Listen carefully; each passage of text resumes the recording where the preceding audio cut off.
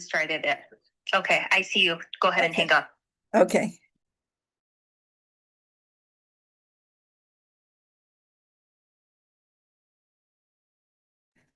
Can you hear me? Testing, can you hear me? Hold on. Try it. Testing, can you hear me? Am I being heard? Okay, perfect. Yeah. So go ahead and mute yourself.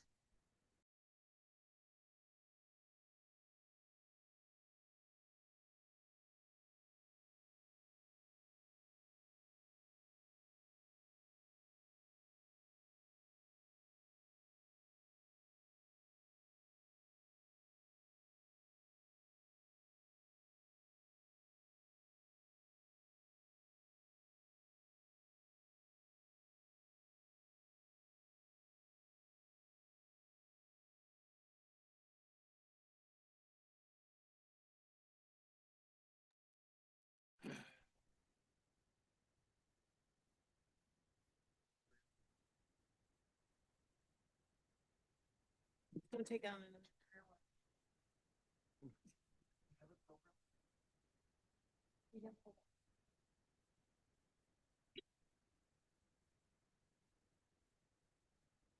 evening, everyone. Thank you for joining us tonight. We are here for a Taos Municipal Schools Board of Education regular board meeting.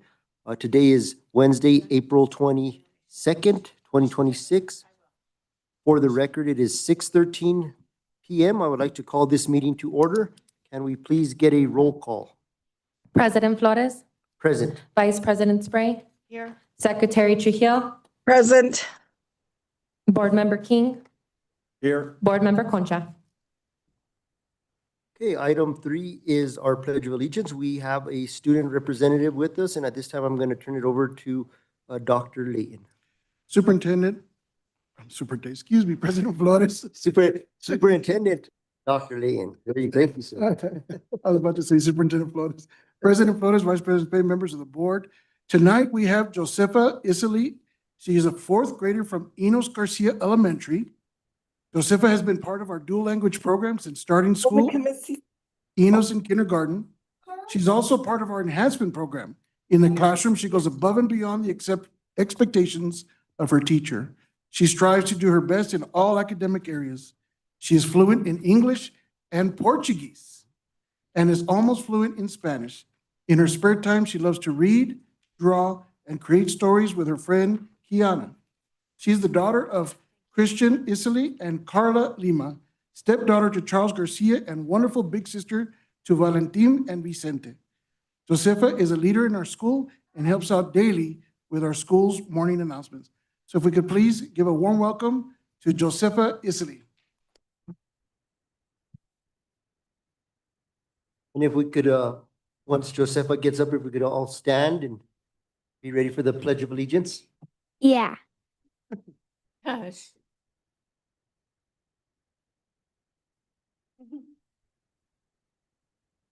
I pledge allegiance to the flag of the United States of America and to the republic of which it stands, one nation, under God, with justice and liberty for all. Thank you, Josefa.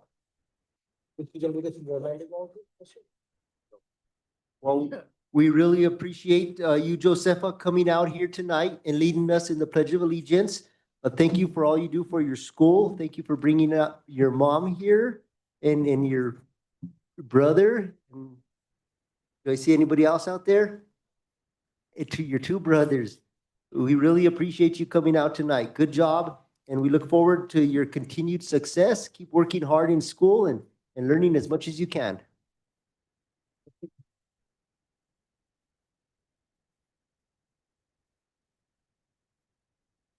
It's always a joy to get our students out here and allow them to participate in our board meetings. In fact, this is the only reason why a school board and a school district exists, is to support our students and encourage them and encourage their participation. So thanks again, Josefa and family. Appreciate you very much. Moving right along is our land acknowledgement statement. It is respectful to recognize the unique and enduring relationship that exists between Indigenous people and their traditional territories. We acknowledge that we are on the historic homeland of the Red Willow people within the original territory of Taos Pueblo. This acknowledgement will oblige as a reminder of our ongoing efforts to respectfully recognize, honor, reconcile, and partner with the Red Willow people whose land and water we benefit from in this great valley today. Item 5 is approval of the meeting agenda.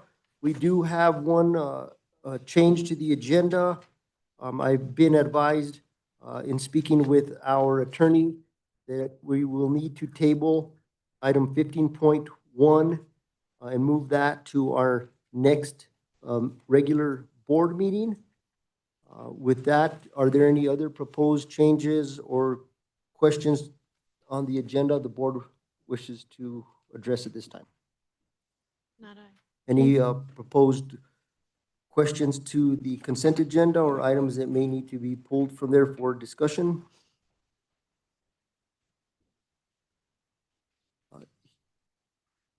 President Flores, Vice President Spray, I think we do have the naming committee today. I think there was a request perhaps to move it up a little. Okay, yes, yes. Thank you for refreshing my memory on that, Superintendent. I actually would like to also add add to the record that we would like to move up item 14.1 in front of presentations. 14.1 of new business.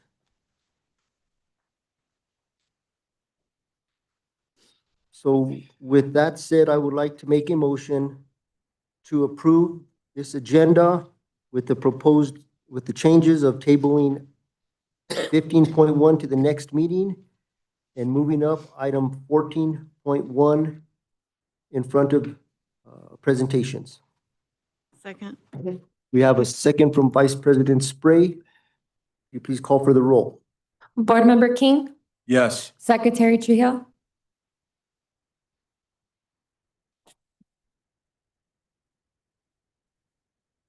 Secretary Trujillo, if you're online, you are muted. We cannot hear you. Yes. Vice President Spray, Yes. President Flores. Yes. Okay, that takes us to public comment. Item 6 on our agenda. Is there anybody in the public wishing to speak during public comment at this time or anybody online? Nobody online? Not seeing anybody in the audience. We will move from public comment to item 7, which is recognitions. We have a recognition of 2026 Excellent in Student Achievement Awards. This is going to be presented by our superintendent and the Board of Education. We got 3 students that are going to be recognized, and I will turn it over to Superintendent Leyen. President Flores, one correction is they are staff members of 5th grade Oh, students. excuse me. So Member King had approved or had recommended the following teachers: Juan Castillo Bolanos, Erica de la Rosa, and Megan Oates as part of the NMSBA 2026 Excellent Student Achievement Awards. And we are pleased tonight to say that they all 3 were approved and awarded. And we actually have some plaques here that the NMSBA has provided the board. So I thought it would be appropriate if perhaps Board Member King would be the one to give them. And we do have Mr. Juan Castillo Bolanos here today, correct? So Board Member King.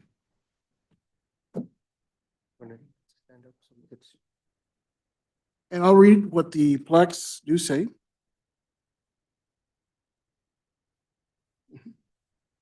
Excellence in Student Achievement Award presented by the New Mexico School Boards Association in cooperation with the local Board of Education in recognition of education and in recognition of the outstanding role played in improving student achievement. The first award will be presented to Mr. Juan Castillo Bolanos.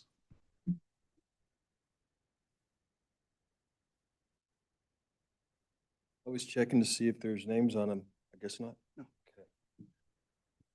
I had a chance to meet Mr. Castillo last year, I believe, at Dr. Seuss Reading Day.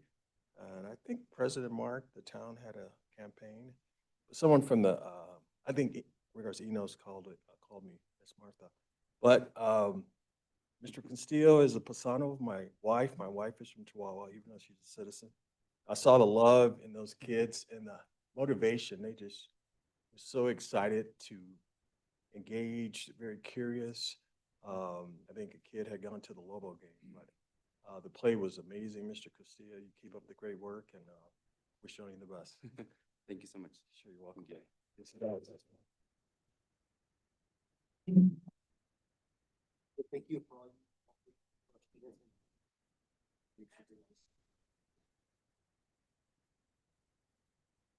Up next, we have Ms. Erica De La Osa, fifth grade teacher. Pleasure to meet you. I was in the band. I was in the marching band. I was started playing the trumpet in fifth grade. So I do know about you direct, and you had so much passion. Mr. Spell shared with me your passion in the community with the students, and I could see that. You probably didn't know the order, but maybe you did know the order. Blackbird Sing, that was the last song. It was very touching. I understand you're from Puerto Rico? Yes. Yeah. Well, welcome. Hasta mucho gusto. And you keep up the great work. Thank you so I'm much. very honored.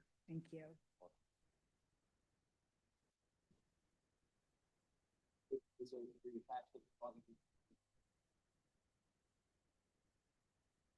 Ms. Bacon Oates couldn't be here with us tonight, so Member King, I invite at any future time, you and I can both go to the classroom and present this award. Sounds great, Superintendent. I appreciate it.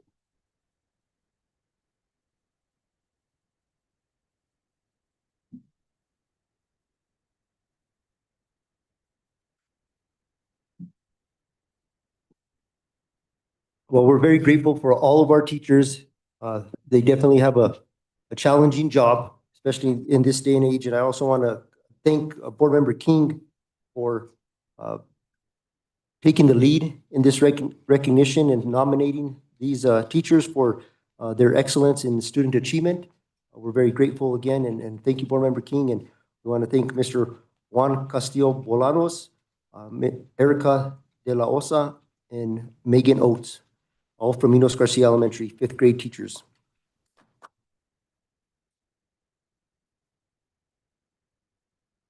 Item 8 is the consent agenda. There's 3 items on the consent agenda. 8.1 is CES Gordian proposal from MC Electric for labor and materials to provide new electrical service for 4 electric gates at Taos High School in the amount of $36,850.50. Item 8.2 is ACES X Energy contract to increase the amount from $163,000 to $198,000 for continued district HVAC electrical and plumbing maintenance. Item 8.3 is Taos Municipal Schools Board of Education Open Meetings Act resolution for the 25-26 school year. Superintendent Layton, do you have a recommendation for approval of the consent agenda? President Flores, Vice President Spray, members of the board, recommend consideration and approval for the consent agenda for 8.1, 8.2, and 8.3 as read by yourself, President. Thank you, Superintendent. We have a recommendation of approval from the superintendent for the consent agenda, or would any of the board wish to make a motion for approval? I'll make a motion to approve the A1, a set of the consent agenda in regards, I said from CES, in regards to its Gordinia proposal for MC Electric for the labor and material to provide new electrical service for electric gates to Taos High School, an amount of $36,850.50. Second. And also 8.2. 8.2. Oh, sorry. ACES X Energy to increase the amount from $163,000 to $198,000. Presented by Olympio Montorgon, Maintenance Supervisor, and the Taos Municipal School Board as well. Mhm. Exact. School Board opens Meeting Act resolutions for 25 and 26 school year, presented by Dr. Antonio Layton. Second. We have a motion from Board Member King and a second from Vice President Spray. Please call for the roll. Board Member King, Yes. Secretary Trujillo, She's muted again. Secretary Trujillo, if you're online, you're muted. Yes. Vice President Spray, Yes. President Flores. Yes. Okay, we moved up, item 14.1, which is next, of new business. So 14.1 is first review and discussion on naming of the Taos High School Auxiliary Gym. We have a member from the Auxiliary Gym Naming Committee present with us. And President Flores, Vice President, I'll be joining Ms. Nicole Tafoya up in the podium. She did request I stand right by her and as absolutely will be there side by side.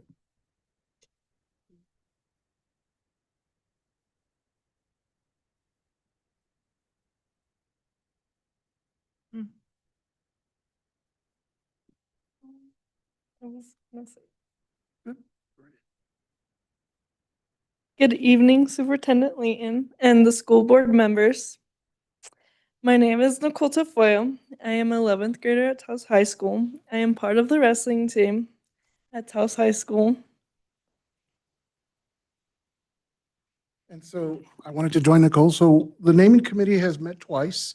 What you have here in front of you is a packet, a summary of the two meetings, from the discussion to the recommendation by the committee, as well as a family recommendation submission for the name of the naming, or first reading of the naming of the auxiliary gym. So you also have in your packet our first agenda. The second meeting agenda. You also have in your packet the analysis from the results.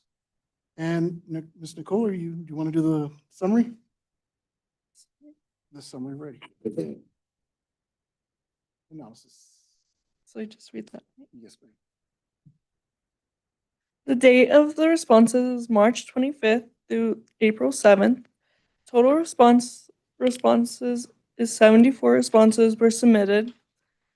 The top proposed names were Dandan Baroni. It was 38 mentions, and that's 51%. And then we have John L. Gonzalez. We had 6 mentions, and that's 8%. We had Anthony Coach G. Grisetis, four mentions and 5%. And then we had Tiger theme names, Tiger Den, Tiger Pride, etc. We had 7 mentions, that's 9%. Other individuals' names, Lopez, Abreu, etc. So that's 7 mentions, and that's 9%. Miscellaneous, blank and no preferences, were 12 mentions with about 16%. And so from the major observations, It was Dan Dambroni Memorial Gym, Dan Dambroni Junior Gym, Dan Dambroni Wrestling and Sports Facility, Dan Dambroni, Dan Dambroni Junior Gym, Dan Dambroni, and then it's Dan Dambroni Auxiliary Gym. and so a summary for board or committee, the top community recommendations had variance of Dan Barone, which about 35 responses, variance of John Gonzalez, variance of Anthony Gutierrez. So the community feedback strongly favored naming the Taos High School Auxiliary Gym after Dan Barone receiving over half of the submissions recommendations. And so that you have in your packet. And so as part of this summary, I'll have Nicole, which is in the front page, be able to provide this to you. The committee discussed options of honoring Daniel Dan Dambroni and considering the distinction between naming the facility and creating an internal memorial. It was agreed that placing a memorial plaque inside the building would be a meaningful and respectful approach. The proposed plaque would include a photograph of Mr. Baroni, along with a poem or a written description that reflects his life, character, and impact. The committee also emphasized the importance of involving the family in developing the content of the plaque to ensure it is appropriately honors his memory and respects their wishes. And so what you see next is the recommendations by the committee. Dan Barone Sports Facility, Dan Barone Training Center, Dan Barone High Desert Wrestling and Training Den, Dan Dan Barone High Desert Wrestling and Training Facility, Dan Dan's High Desert Training Den, and Dan Dan's Champions Lab. We reached out to the family to get the appropriate name that they wanted, and their response was to have his official name as Dan Dan Barone, because there was variants of Daniel Dan Dan Barone Jr., Dan Dan, and all the variants that you have there in the packets. And so we did reach out to the family, and this is Dan Dan Barone is the official name that they wanted to name as have listed as for their son. And as part of the recommendation request as well was to see what the recommendation by the family would be. And the family has recommended Dan Dan Barone Wrestling and Training Facility for your discussions. So for that, we stand for questions. Well, Thank you so much. Of yes, course. thank you, Nicole. I just wanted to ask you,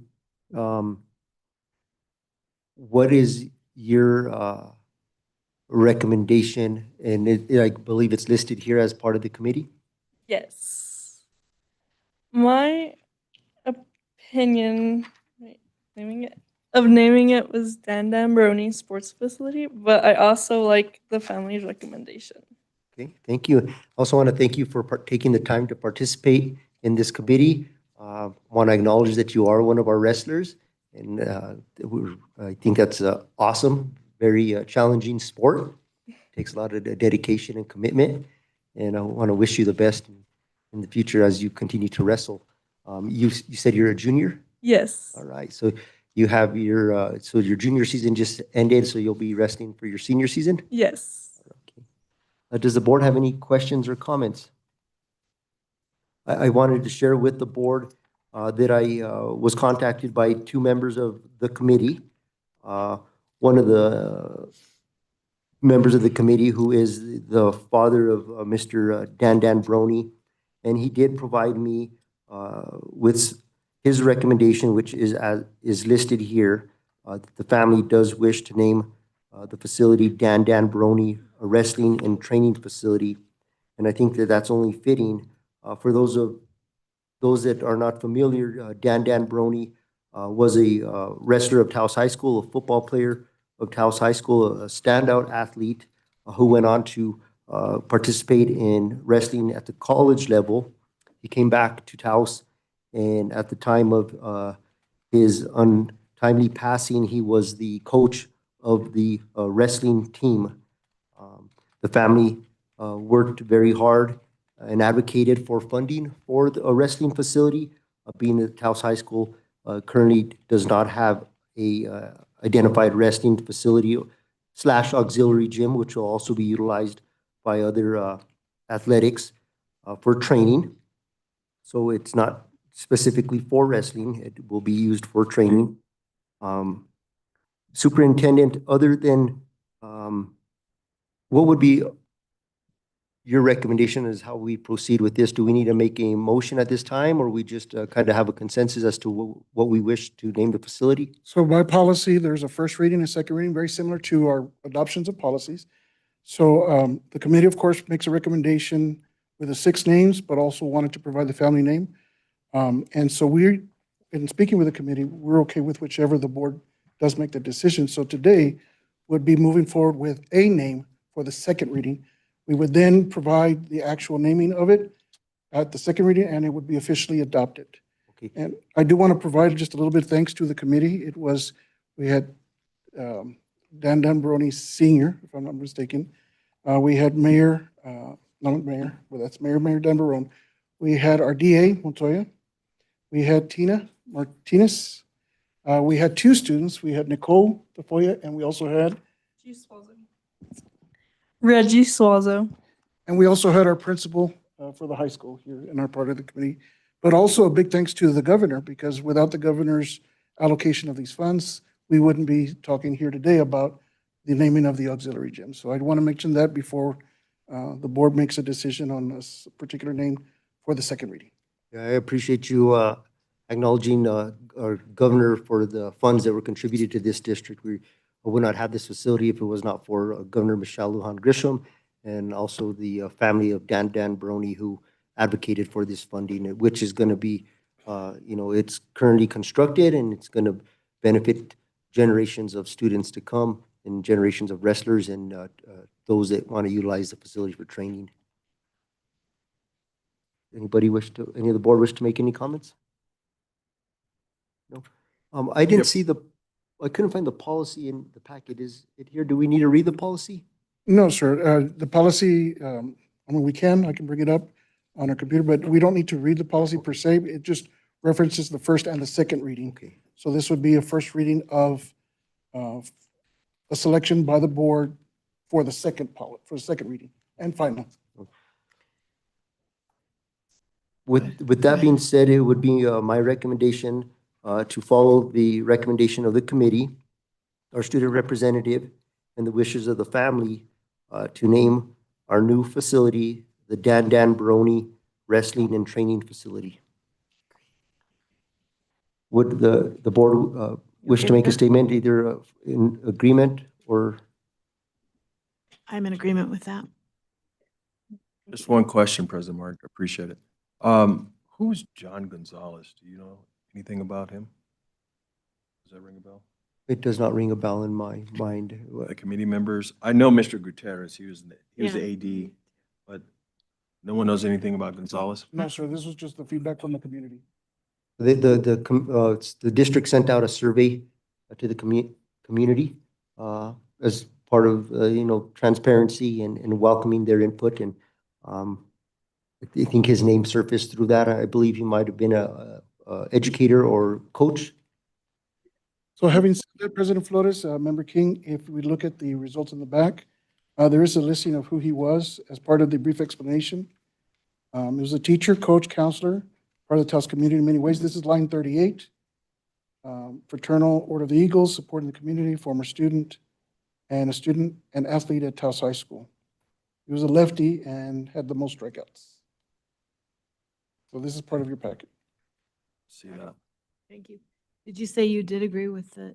Yeah, the recommendation? name's good. Maybe, obviously the interior, we have, there's large windows. Maybe we can have a photo or plaque for Mr. Gutierrez, because he was literally, maybe a picture of Mr. Gonzalez. It's kind of, Mr. Gutierrez, superintendent doesn't know, but I believe he was working that day. Blood clot. It was very unfortunate, but I know he was dedicated, Taoseño and staff member. And that's something we can consider once the opening and the official naming of what inside we can place. It's something to think about. Secretary Trujillo, you're online. Would you be in agreement to moving forward with the family's wishes and the recommendation of the committee to name the facility the Dan Dan Baroni Wrestling and Training Facility? Yes, I am. Yes, I've heard the presentation, and it's I'm in agreement. Excuse me for my hoarseness. I'm not well, but again, I'm present, and again, it's an honor to be able to be a part of the naming of this facility. Thank you, Secretary Trujillo. So with that, we'll go ahead and you've heard the board is a majority in favor of the family's recommendation of the naming. We'll bring back, yes, sir, and we'll bring back to the second, that's a recommendation for the second reading. Yes, sir. So probably a roll call for the. Yeah. So as part of the first reading, I'll make a motion in favor of naming the facility the Dan Dan Baroni Wrestling and Training Facility. I'll second. We have a second from Secretary Trujillo. Could you please call for the roll? Board Member King, Yes. Secretary Trujillo, Yes. Vice President Spray, Yes. President Flores. Yes. Nicole, I want to thank you for getting up here. It's always difficult to speak in front of the public. It's difficult for me. I get nervous and always trying to find the right words and making sure you're coming across right. But you did a wonderful job, and continue to have the courage that you have tonight and get up and let your voice be heard. Thank you. Thank you guys for your time. Thank you you for for all your work. I wish you the best.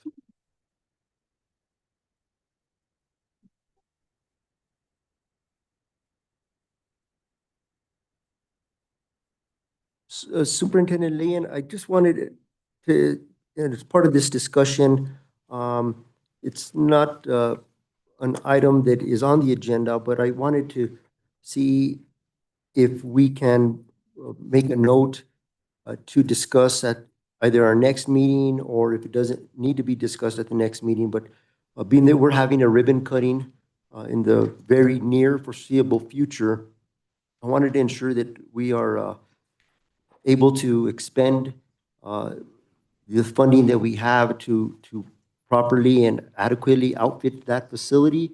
So when that we have that ribbon cutting and we walk into the facility, it is complete as possible. I know that in a previous meeting, we had some discussion that there was some remaining funds for soft costs. And it was, I believe, the consensus of the board at that time that we fully outfit the facility. I know that there was some discussion about possibly utilizing that funding to enhance the parking lot and so forth. But I think that our priority should be to outfit the facility, and then if we need to find funding either through another source or mechanism for the parking lot, that we do that.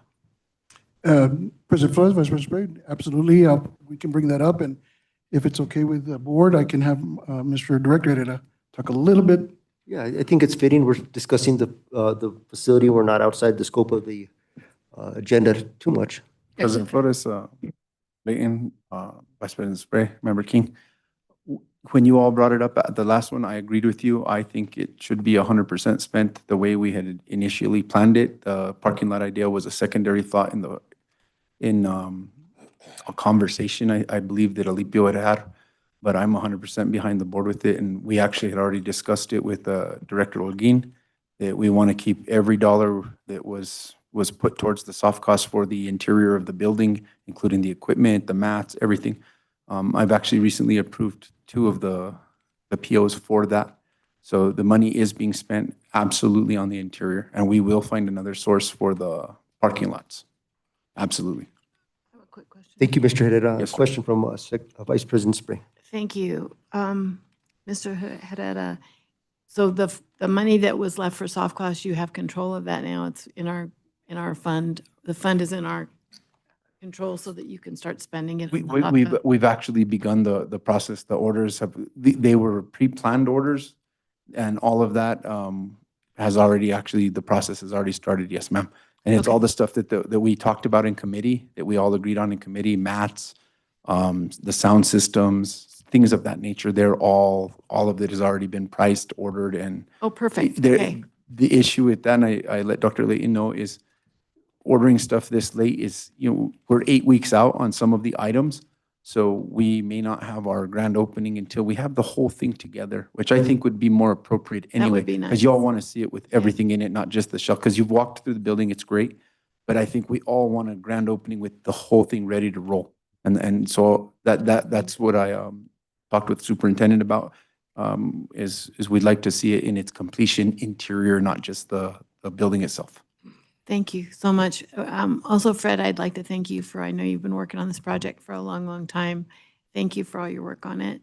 And then I had one other thing for Dr. Layton, and that is when we do finally pick the day or even think about when it's going to be in the future, we should let the governor know as soon as possible. Check with her schedule, because she has mentioned she'd like to be there for that. Okay, thank you. Thank you. Mhm. Thank you, Vice President Spray. Thank you, Mr. Herrera and Mr. Cisneros, most definitely for the dedication to ensuring that this facility was completed on time and within budget. And thank you, Superintendent, for following through with all that this entailed, the naming, the construction, and keeping on top of it. It's going to be a great facility for our student athletes and our students to utilize. Thank you. Absolutely, President Flores. Okay, moving right along on the agenda is item 9 of presentations. 9.1 is the Taos Municipal Schools Historic Collection update and presentation by our board vice president, Mrs. Cynthia Spray. Thank you, President Flores. All right, I just wanted to give everyone a brief update, and the community also, because we haven't talked about it in a while. Dr. Layton and I think, have identified a spot within the Taos Municipal Schools buildings that the least valuable things that this hardwood wanted us to move, which is the red and the white categories. I think we've identified a spot. We aren't positive yet, so I'm not going to bring that up. But I reached out to the Harwood and asked how they felt about that and what their timing is and if that will fit with them, because they've been anxious to move the red and the white sections, which are the kind of bottom of the barrel of what we have. And so I got a message back from Juniper, which I'll read. And that was, thank you guys so much. Once you can identify a place, I will finalize the revision of the loan in the next 2 months and make a plan for moving the artwork to wherever you want it. That would be so great. She said, let's wait till after, to move the artwork, let's wait till after our major exhibition that's coming up, which is focused on Adobe. It's called Unearthing Features, and she wanted to let everyone know that you're all invited on June 27th. It's free and it's open. The show is opening at 4 p.m. that night. So everyone's invited to go for free if you'd like to go to their new exhibit. And so she's very happy that we're thinking of moving this stuff along. And then the other thing Vice President Golair and I have talked about is we're looking to, at some point in the fall, have a benefit in the community, benefit to sell some of that artwork if we can. That's stuff that we all decide that we don't think we need to keep, in order to collect some money for the conservation of the good pieces that the Harwood is keeping, because some of them are in need of conservation and there's no money around to do that. So we thought it would make sense to sell some of the older of the stuff that's less valuable, that if we can at a benefit. Some of it's nice enough to go to a benefit, kind of a fun party kind of a thing. And we worked with Divot and Associates with Sally Martinet on the process of that. So it's all good. She's good with it. And so we'll look forward to doing that, and hopefully the community will come out and try and help us raise money to conserve the better pieces that we have. And then the Harwood's willing to keep the rest of the pieces for, the lease was for 99 years when they wrote it, so they're willing to keep it for a while longer. And they've been so kind to keep it all in their basement storage, which is temperature controlled and fire safe and everything else, which has been really, really great for a long time now. And so I'm happy to give them more room in their storage unit and get the money to conserve the stuff. So thank you all for your time and attention to our art collection. Any questions from anyone? Yes, Samantha, you have a question? The date of, June 27th, 4 p.m. Okay. Any other questions? All right, thank you all. Thank you, Mark. Yeah, I just had one quick question. So we do have the appraised value of all the artwork.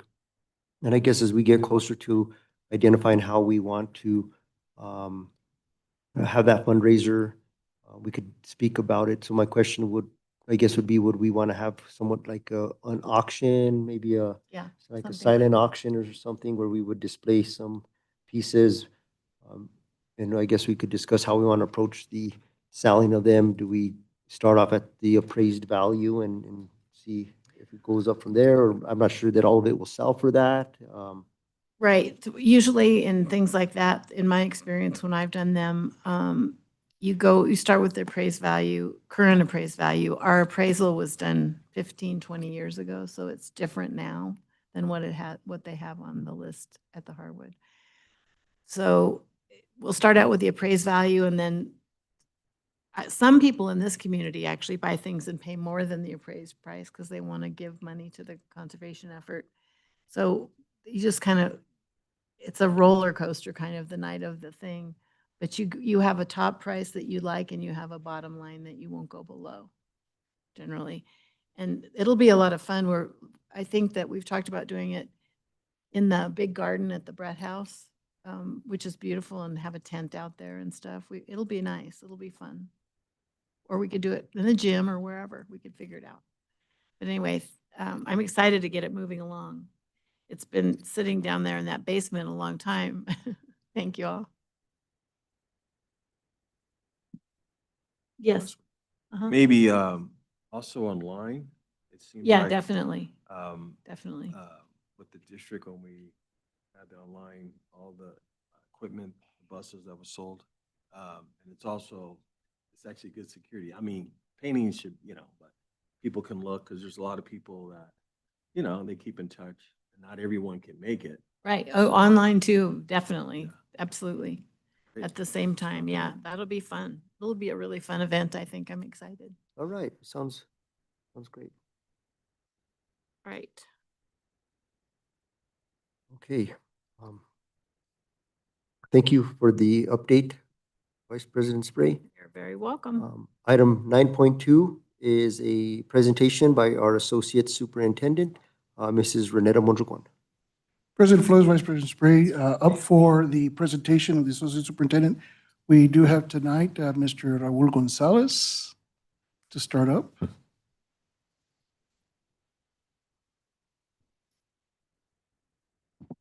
Good to go.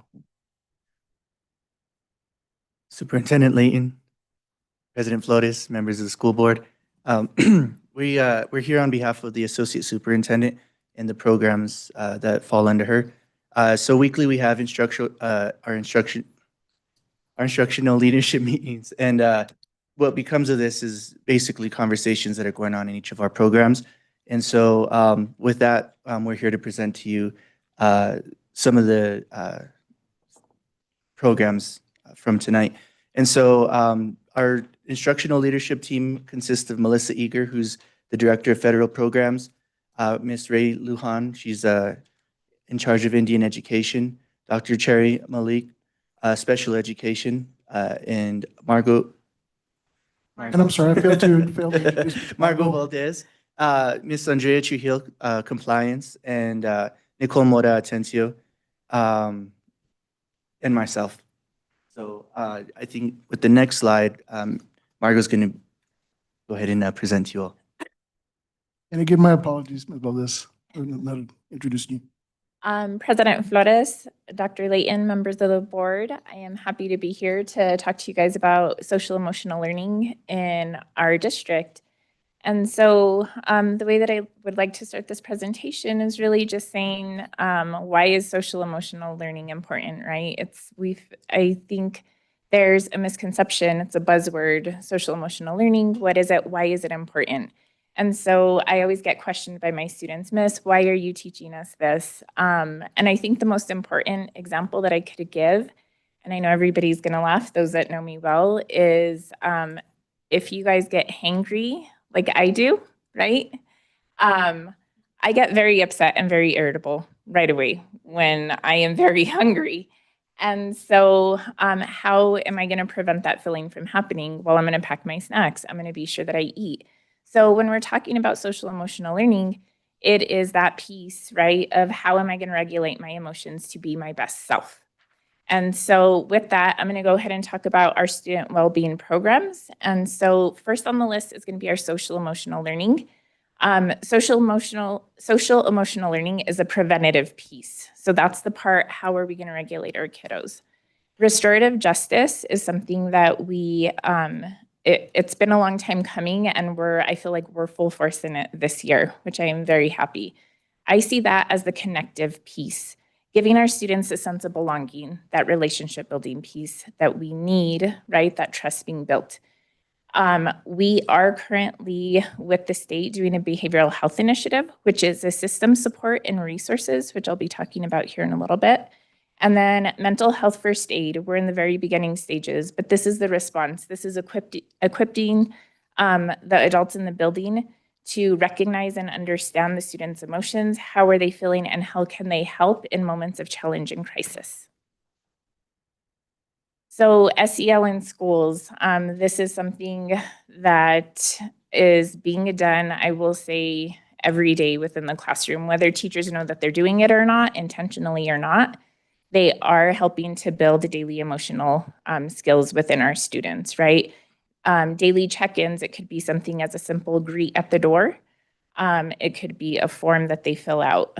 In October, we had October Bullying Prevention Month. We went ahead and let students or educated students on what is the difference between bullying and what is a conflict and how can we communicate that piece. Communication activity. Communication is so important.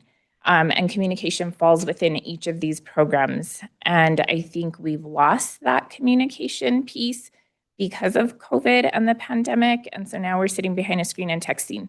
But there is so much to be said about having that verbal conversation, having nonverbal conversation. As we're sitting here today, nonverbal communication is huge, right? I can feel the temperature of the room. One-on-one student planning, I've also gone in and helped students with that to plan. Maybe they have anxiety, they're struggling. And then working with groups as I'm getting called in. If there's just a certain class that has difficulties that the teachers want extra support in, I can go ahead and do that as well. So restorative justice, I talked about SEL being the preventative piece. Restorative justice helps to repair that harm and builds the community. So currently, New Mexico PED and Palms and Associates, our insurers, have trained our staff and will continue to train our staff until the district has full implementation with restorative justice. We're in Tier 1, Year 1, so we are focusing on relationship building using community building circles. And that, again, building relationships, we're getting to know the kiddos, we're getting in a circle, we're making them talk to each other, we're making them actively listen to each other and have that respect for each other. Tier 2, they respond to minor conflict or harm. So these are those restorative conversations. And it's important to be in Tier 1 to have those circling up conversations, because if we get to Tier 2 where there's that minor conflict, they are versed and they understand how a circle works. So it's not a shouting match between a student, more than I have a talking piece and now it's time to say my side of the story. And then we could go ahead and move on from that. Tier 3, this is getting that responsibility, right? And owning what happened. Responsibility to major conflict or harm. And so we're in the restorative phase. You know, if there's a fight that happened, if there is this, you know, something severe that has happened, we go ahead and we talk about it. If the kiddo has been removed from school, how are we going to go into re-entry? Because they can't be gone for 3 days and then just thrown back into the classroom. And so we want to be aware of how it is that we're bringing the students back and make them feel comfortable back in the classroom. Our behavioral health initiative, this is providing the systems and resources. And so I will say, and I am proud to say that we are one of 6 districts chosen by New Mexico PED to participate in this initiative. We were chosen because we have the foundational pieces.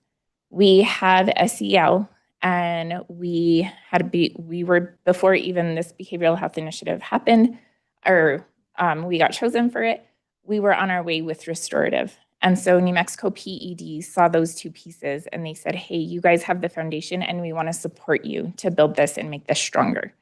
The purpose of it is to focus on expanding mental health supports and to implement behavioral programs. And not just the implementation of getting the pieces together, but to really implement them well.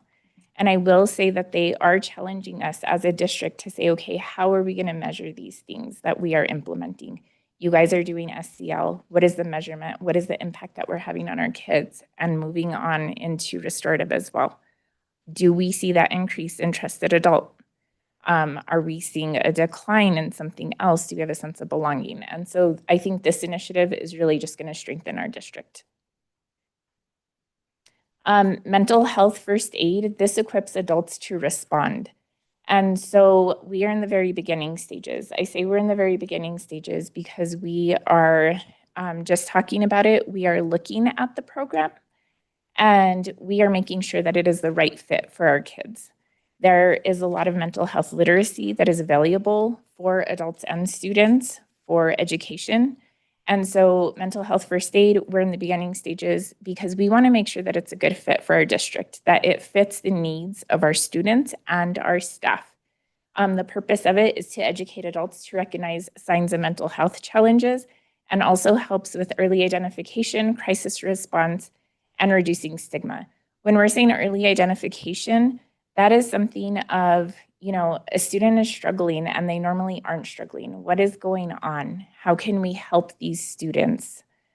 Crisis response. What if we are in a crisis? How are we going to help that student in a way that we make sure they get the resources and the support that they need? And then, of course, reducing stigma. I think it's really hard for students to say, you know what, I have anxiety, I am stressed, or something happened at home last night and I'm not mentally well and I need that support and that help.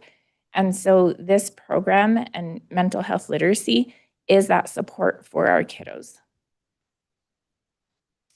The future of student well-being within the district, we do want to eventually purchase a SEL curriculum.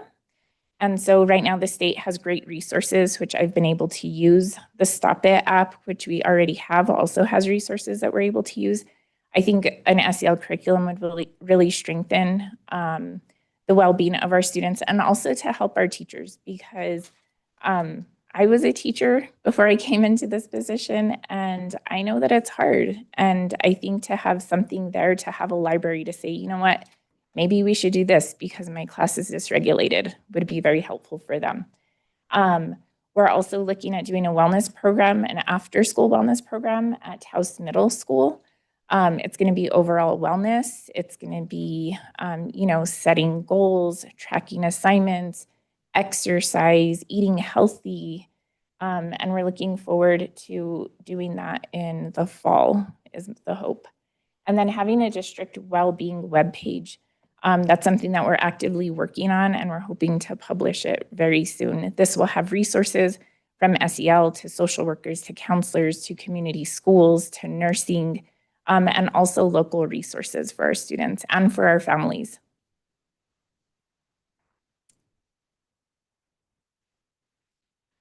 Thank you. Real quick before you move away, Ms. Valdez, Vice President Spray. Thank you. Hi, thank you. That was a really great, interesting presentation. Appreciate it. I just had a question on the first page. What is the difference between compliance and school compliance on the instructional team? On the instructional team, compliance and school compliance. One of them is compliance, Andrea Trujillo, and then there's school compliance with Nicole Mora Atencio. Maybe Raul, that's a Raul question. I don't know. Nicole Mora Atencio is our school improvement coordinator. So it might just be a typo. Marcos, do you have an idea? Or I can ask Renetta at a different time. Oh, I'm sorry. I can ask Renetta at a different time. Maybe that's a Renetta question. We defer to. Okay, that's cool. And the only other question I had that is for sure for you is you mentioned, you talked about an SEL curriculum that you'd like to get. Yes. I think that's a great idea. I also have been reading about and wondering about an EI part, including EI, more EI in our curriculum. Is that similar in some way, or is there an overlap between SEL and emotional intelligence? There is an overlap with it. I will say that emotional intelligence and SEL are very, very similar. Some people use it interchangeably. That's how intertwined they are. Great. Thank you for answering that question. I appreciate it. Ms. Valdez, I just, you mentioned the measurements for the behavioral programs. Could you speak to maybe how we plan to do those measurements, or what measurements are? So measurements, I will say that New Mexico PED, we do a yearly wellness survey with all of our students. And with that, it has things like culture and climate, sense of belonging, safety and security. And so when we go ahead and give those, we give those surveys out in the fall. And then in the spring, we also give those out. So when we're looking at measurements, we could use the New Mexico PED survey that's given to our students via Panorama. I have given my own surveys to our students, in particular to the Taos Middle School for trusted adult surveys. Excuse me. And so at the beginning of restorative justice, I have given a trusted adult survey. 6th through 8th grade average that they about 80% and up have a trusted adult at Taos Middle School.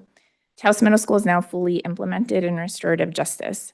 So my plan is to give those same students 6th through 8th grade to hopefully see that now their trusted adult is up to 90% or more, because now we're starting to build those relationships. So there are different surveys that I want to have as measurements for these different programs that we're rolling out. And Also, I had a question in regards to the mental health literacy that you spoke to, and that accessibility. How is it distributed? Or if you could just speak a little bit more on the literacy and how our students are able to access it. And another thought I had is that literacy available to parents as well, distributed to parents?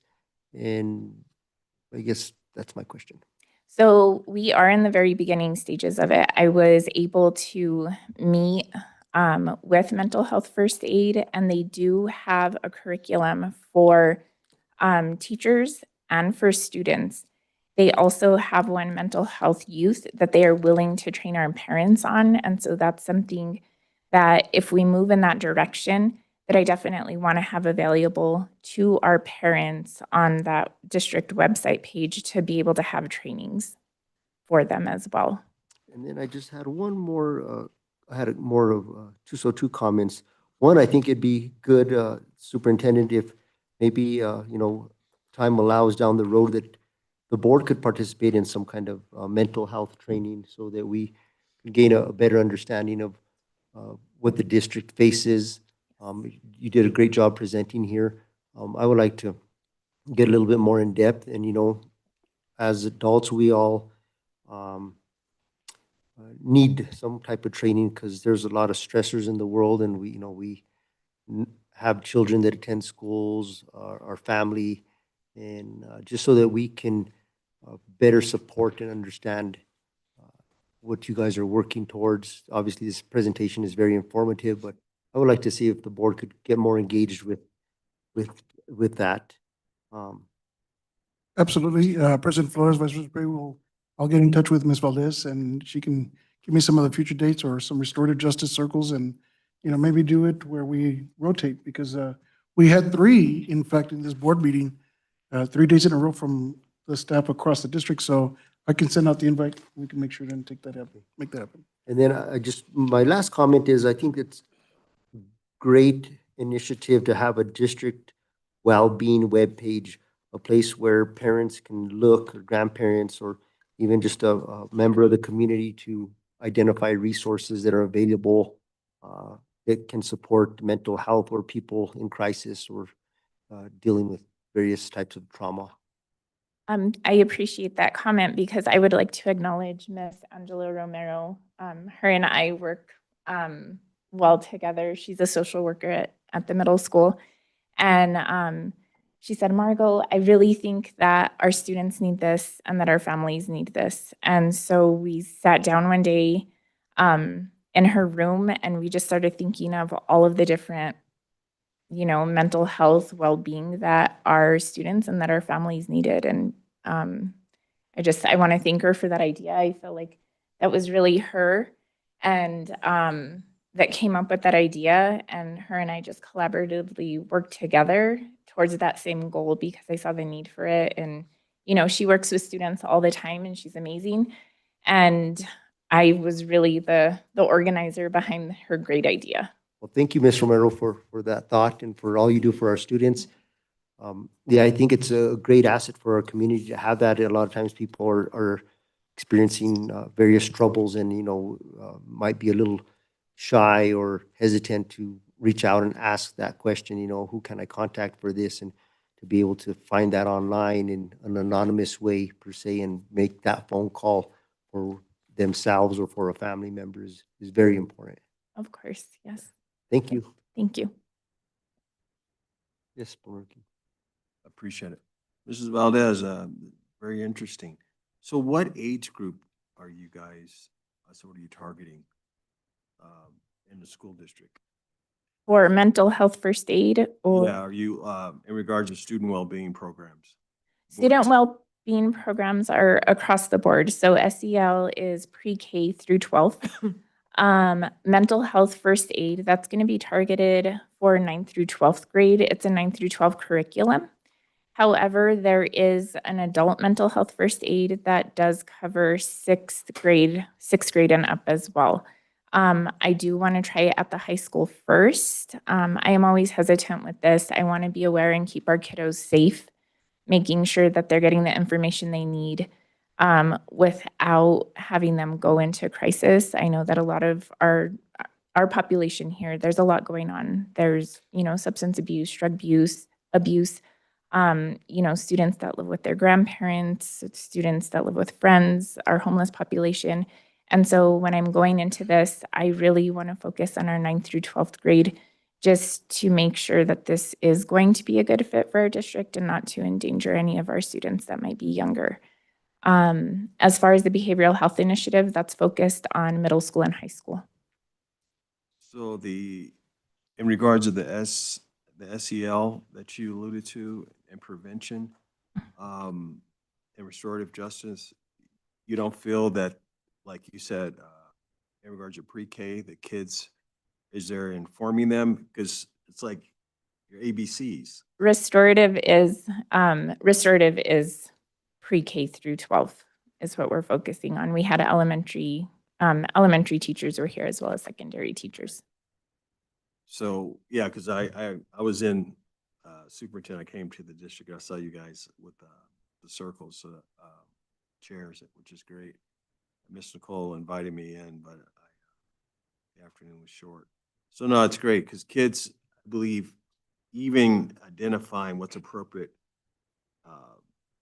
with girls and boys in regards to distance, what is our custom and norms, so then the kids are aware, at a small age, so you almost plant the foundation, because kids, so they speak the truth. They do. Yeah. Healthy boundaries are definitely important. Okay. Appreciate it. Thank you. You're welcome. Thank you, Ms. Valdez, Ms. Romero there in the back for all you do for our students, their social, emotional learning and well-being. And we look forward to continuing to support you all. And don't hesitate to, of course, chain of command, reach out to the superintendent with any needs or requests, but we fully support all that you're doing. Mr. Gonzalez.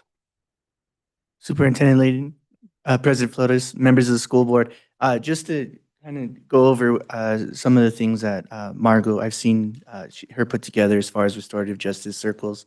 They do it very consistently. I see a lot of instructors actively engaged. Actually, if you all don't know, how many instructors across the district have you already provided that?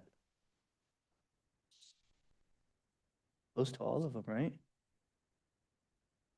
Every single school, I know Arroyos is 100% trained. Taos Middle School is 100% trained.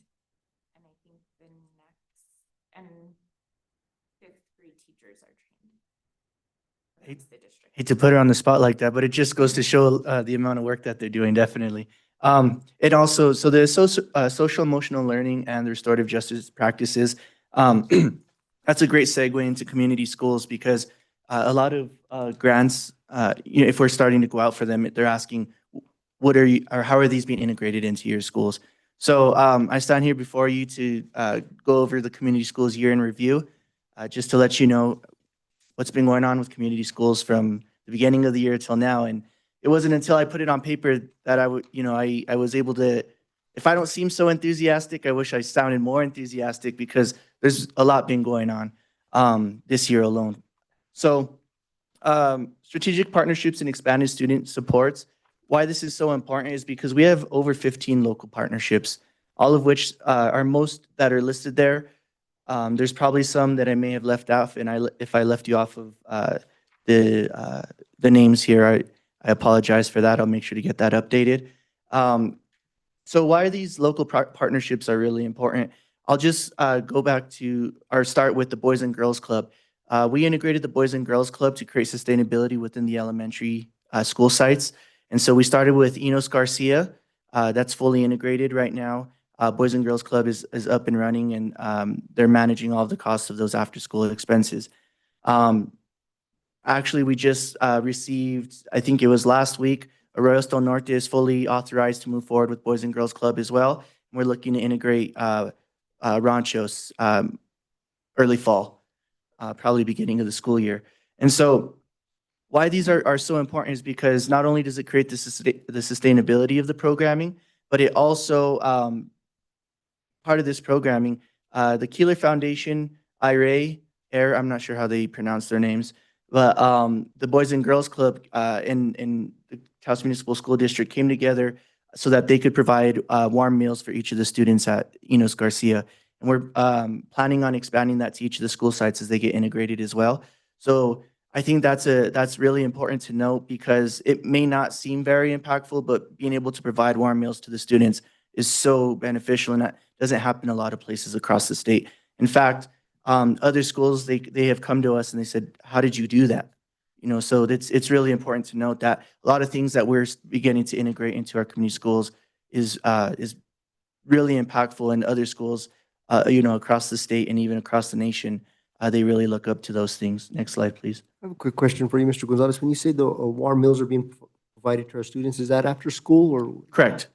It's through the after-school programming through Boys and Girls Club. So if they weren't put into place and they didn't work with the Keelers and IRA to provide those meals, those wouldn't be happening today.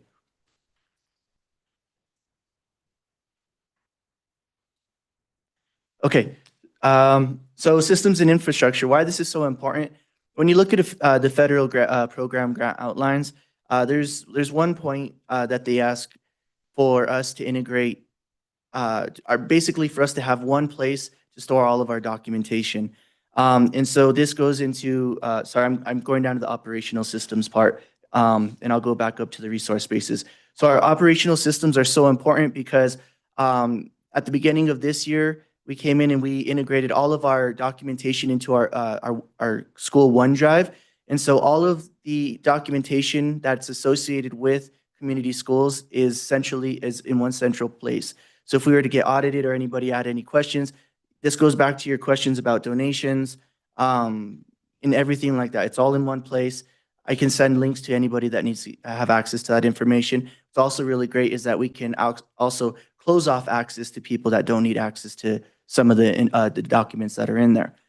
Another huge win for us was last, 2 board meetings ago when we proposed the KEV digital payments infrastructure. That's so important for not only the community schools program, but the rest of the district, because now we're able to receive donations digitally.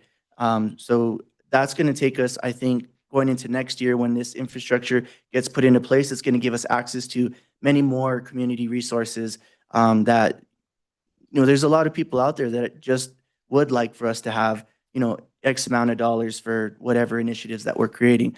This is going to give us a streamlined access to give everybody, or those specific school sites, those resources. Another thing I wanted to mention on that is,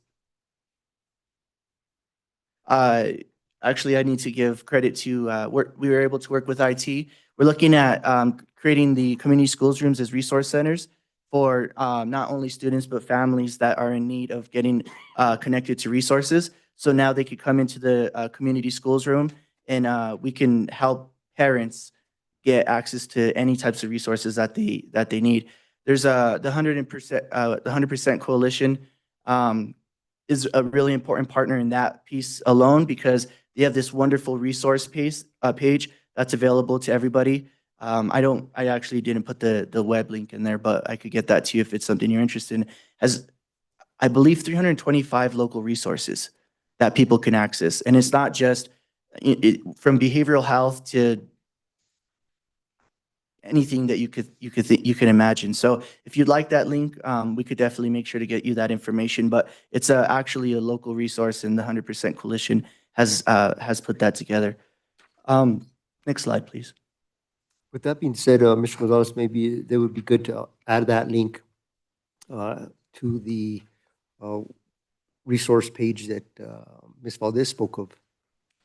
Absolutely. So we're looking, it's interesting because all of our work, as time goes by, we're starting to see how they kind of weave and integrate into one another. So yes, that's absolutely something that we can integrate into that.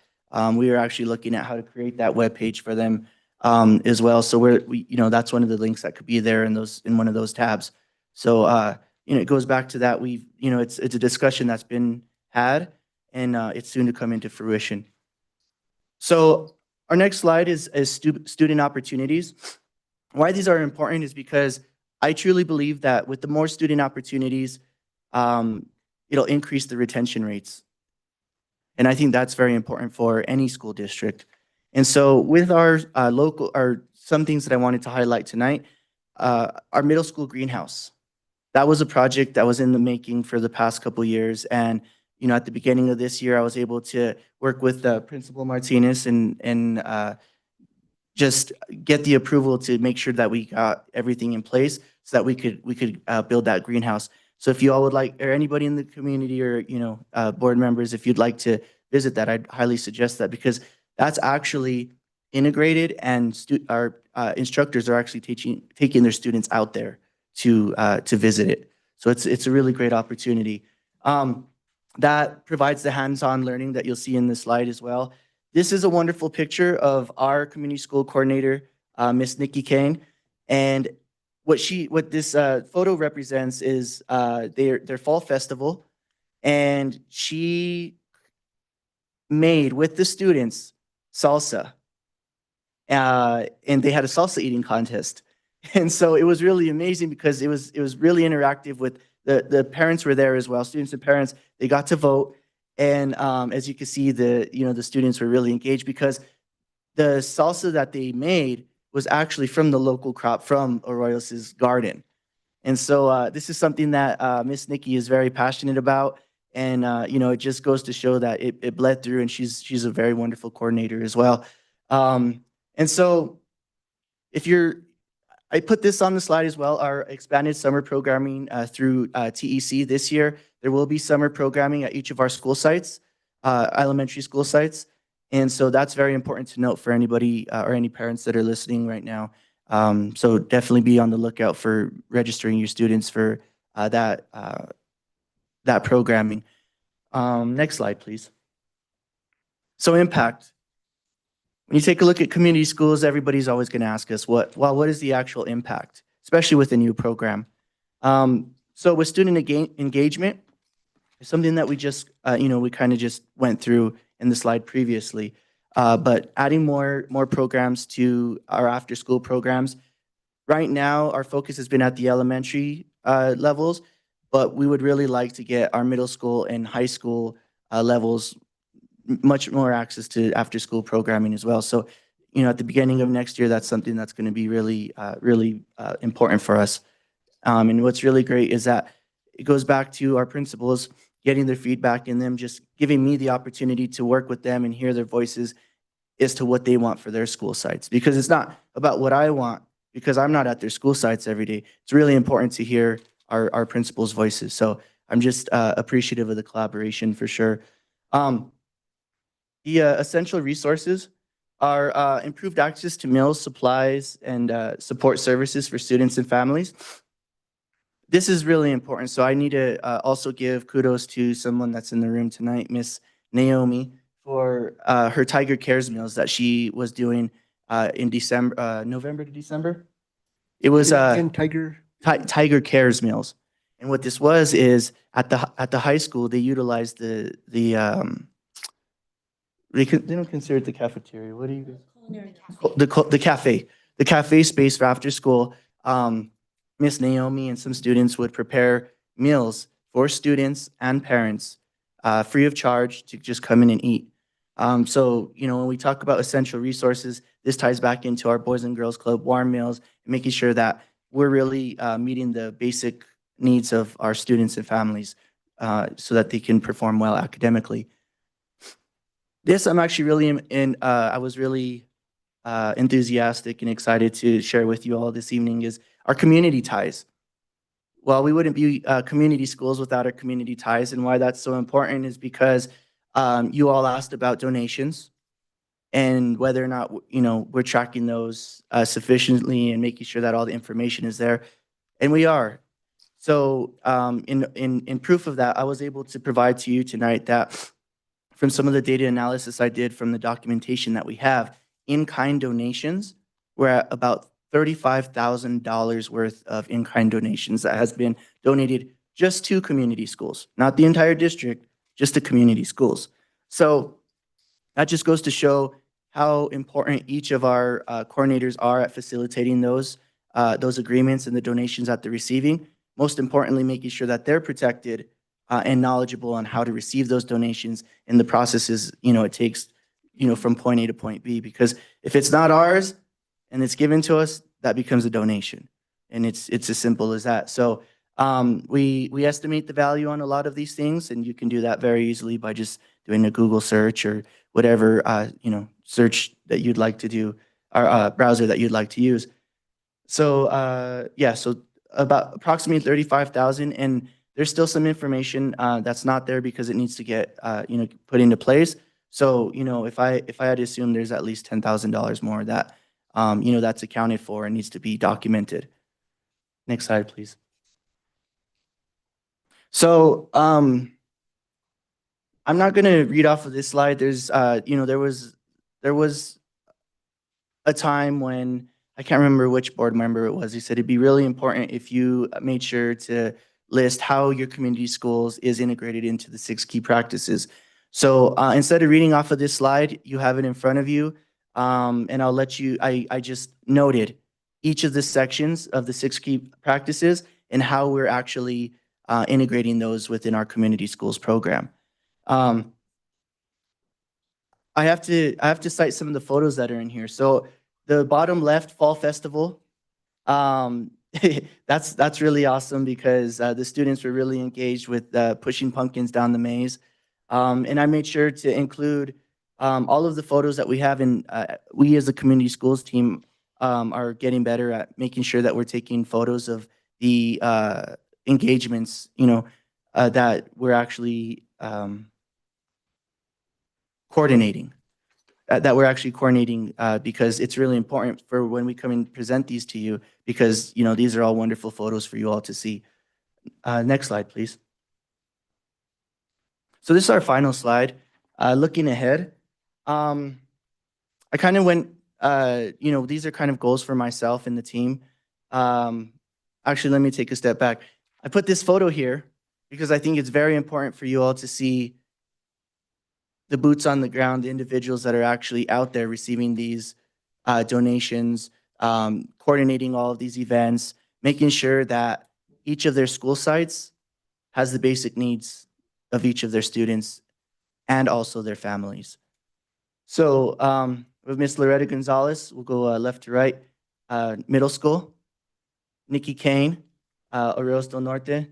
Then we had Miss Naomi at Taos High. Then we have Melissa Montoya, Ranchos, and Marta Romero at Enos. And so to finish up, looking ahead, I kind of said it a little bit earlier, assisting each principal with their programmatic goals. This is just us collaborating with the principals and saying, what are you looking for? What more, what can we explore and what can we bring more to your schools? Not only that, bringing our own innovative ideas and asking if those are acceptable for each of those principals as well. So expanded partnerships and learning. And so I know that there's a request from Ranchos in particular. They would like more STEAM classes. So we're going to look into making sure that happens for them as well. And just more expanded after school opportunities. We touched on that a little bit earlier for Taos Middle School and Taos High School. I think that's really important. And then just continue to strengthen our systems of sustainability. I put my, I think I might have skipped one, and I think one of our, another major goal for us is to bring more volunteers into the district, because there's a lot of community resources that would like to come into the Taos Municipal School District to provide services for free. So I don't understand, why we can't bring those resources in the appropriate way to make sure that we're getting those access to those resources. So that's going to be a huge goal for me next year. And we've worked with HR to make sure that we have all we know what the required documentation is.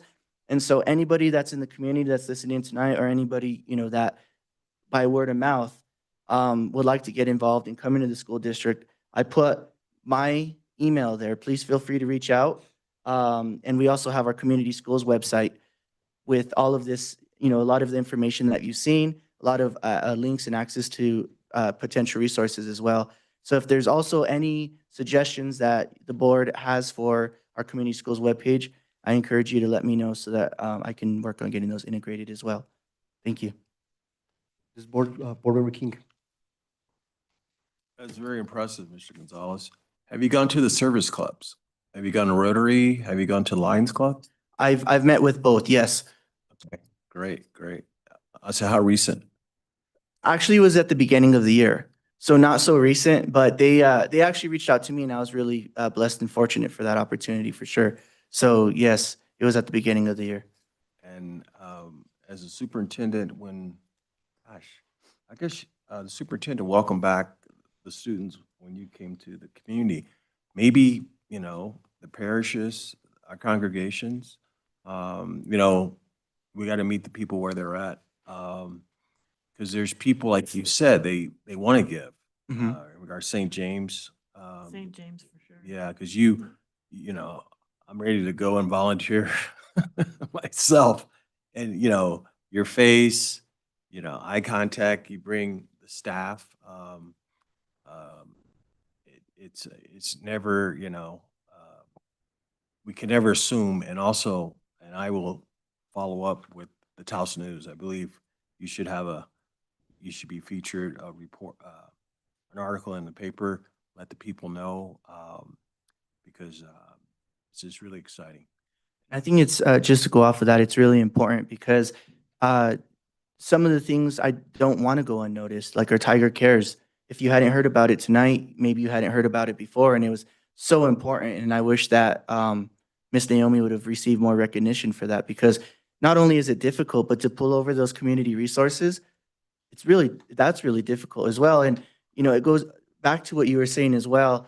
I would like to put myself out there to meet with more of our community supports, but there's not going to be an excuse in the future, but making sure that our ship was well put together before I put myself out there was actually the most important thing. Because if our community school coordinators and the staff that works with me, they don't have the resources to perform well, then it's going to be worthless to me, because I'm not going to be able to do anything if, so I need to make sure that they had the resources that they need to be the best that they can be, so that it made, my overall job a lot easier. So those community supports are really important. And I will say, even if I'm not seeing them directly, our community school coordinators are talking to each of those individuals. And so, yes, I would like to meet with, directors or anybody that's in charge of those programs, and the time will come. And I think that we're getting to a good place. I just met with TK1 the other day. So little by little, but I'm definitely making sure that,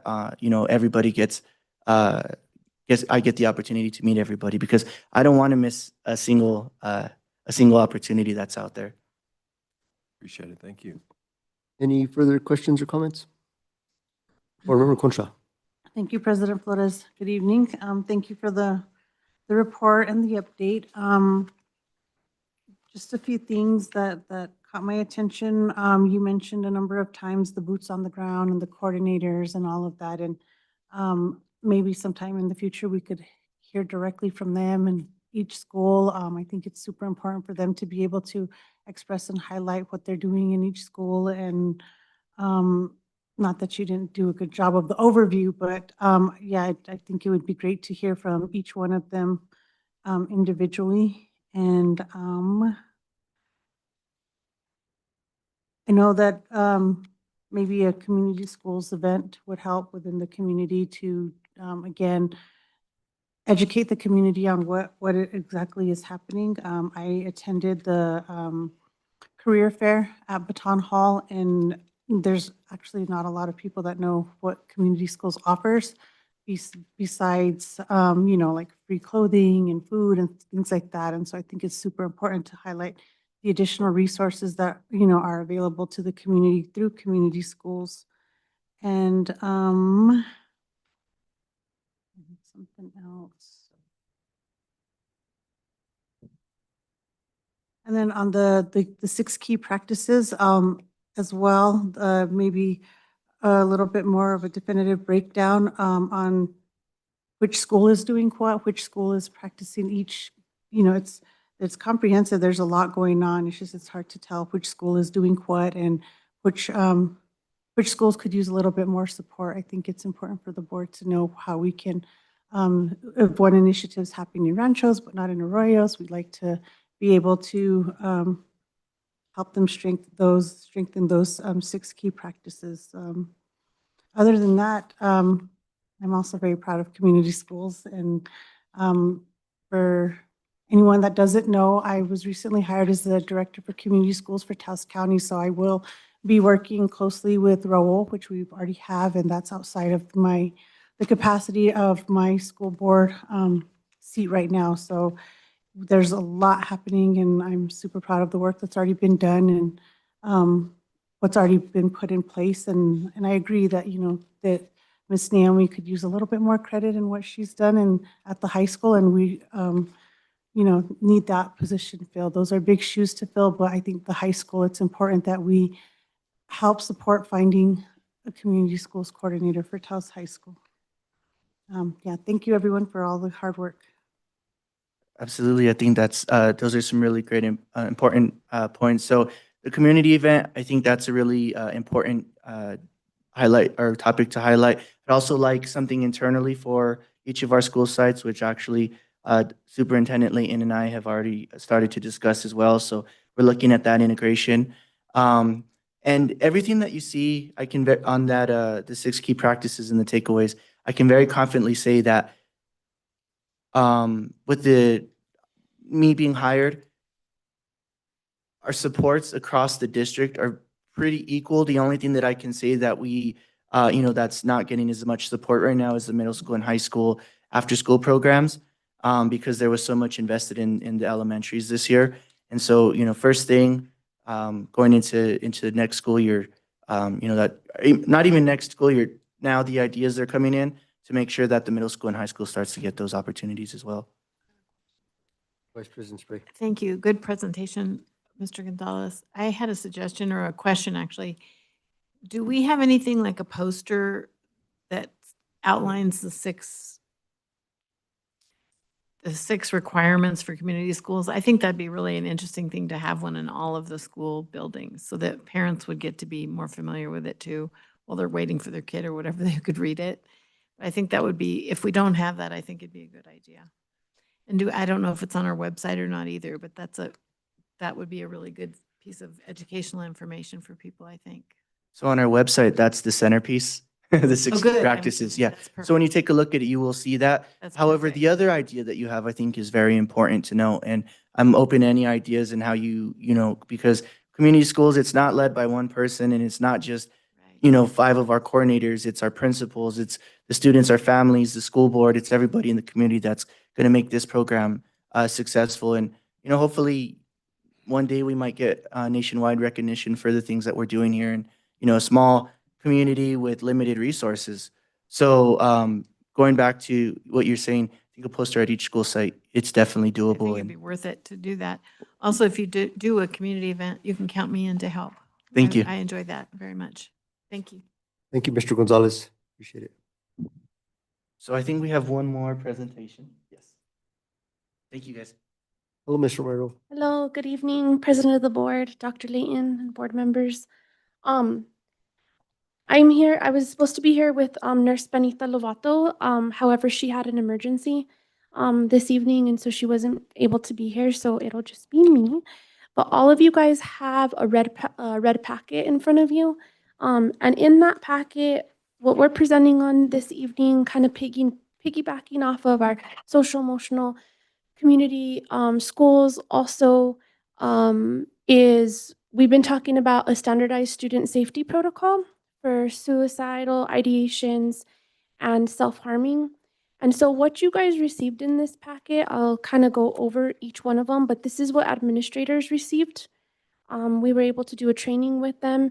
And so I'll kind of go back a little bit, but over the years that I've been with the district and the social workers, mental health counselors, anytime that we ran into issues that came up with any kind of self-harming or suicidal ideations, each one of us were doing things a little bit different.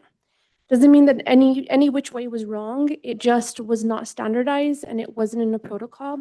And over the years, we're continuing to have more and more crisis episodes within all schools from elementary all the way up to high school. And so as Benita kind of came on, we started seeing that, and as she was throughout the district, talking about it more and more. And so starting about last year around this time, we started talking about making a standardized protocol. So it's taken us quite a bit of time over to finally get where we're at, which is actually very exciting to be where we're at right now. And then we created a small team. It was myself, Renetta. On behalf of Renetta asked us, it was me, Benita, and Rebecca. And then Joey Silva also helped us through some of the stages that we went through. We didn't start, how do I say it? We didn't reinvent the wheel. So we looked at other school districts to see how their policy or what their policy was, what their procedural directives were, and how they were handling it within their schools. So we looked at about 6 different schools, collaborated with them, brought different areas of it and thought what would work best for our schools. Our hope is going to be living documents that we're going to be constantly updating these. And so looking into the first one, you guys get a slideshow on there of, that was the training that we put together. First we started with administrators here. We've done site-based after we created the standardized protocol. Then we went over to all the elementary schools after school, presented on these, learning about risk factors, self-harming behaviors, talking more about suicidal ideations, and just doing overall trainings for any kind of warning signs. Then we moved on to the middle school and then on to the high school. So that way we could get our whole district trained, and doing it in small cohorts because it is such a sensitive topic. Sometimes it's a taboo topic. A lot of times it hits close to home for a lot of our staff members. And so we just wanted to make sure that we were having really small groups and doing them site-based, using a lot of the restorative practices that you heard Margot talking about earlier, starting off with the circles and just making sure that we're meeting everybody's needs. So we found it to be very successful. Hopefully soon, we did draft up a policy. It's not in your guys' packet right now. We're going to hold off on that. It was sent over to legal. And my understanding is that they're reviewing that and eventually we'll be bringing it over to you guys. So hopefully that'll be up in the upcoming future. The other piece that you guys received in there is the directive, right? Because right now it's a directive. And so after we had each one of these trainings, we primarily trained on the flow charts that's also in there. So after going over warning signs and risk factors, any kind of suicidal ideation, this is how a staff member would handle those situations. And so you can see the flow chart to be both in school and out of school. You guys are welcome to look through that, see if you guys have any questions, but I just wanted you guys to get what it is that administration got and also what it is that the teachers are receiving. One of the things through the standardized protocol was to make sure that all of the mental health counselors and social workers that we're all using the exact same screening tools, which is the Columbia rating scales. So when we do get a referral over for any kind of student or even teacher or staff member that are struggling with suicidal ideations, this would be the screening tool that we're all using, and none of us would be using anything else because there are various ones, not that any one is better than the other, but this is the one that's been adopted by the school, and we've been using this for quite a few years, and that it was updated because there's different versions. So we're using those screening tools, then we're moving on to a determination form. How we handle that, it's a little bit of a checklist, and it's in the PowerPoint that you guys received. Making sure that we're covering all of our bases and that we've had all those referrals. And then it's kept with the social worker and then also a copy with principals and then also in our TINET system under a confidential tab. So that's how we're handling that. So then that way it kind of goes on and there's not very much information. It's just what it is that we actually did. And then also a statement of understanding because sometimes for parents, sometimes we would run into where maybe parents didn't take our recommendation and chose not to take a child over to see their pediatrician or to the hospital. And so we did this agreement of understanding, which was reviewed by legal, and that's the first one that we were using. That way, the parents kind of took some accountability and that it was in writing. And so now all of us are using that as mental health professionals in the district. We've been kind of getting feedback. We still have some work to do a little bit on that, but it's a step in the right direction for us. And I think it's made it a little bit easier. So we're all kind of communicating a little bit more of what changes need to be done and if it needs to be tweaked a little bit more. So that way it's able to be used from elementary all the way to the high school.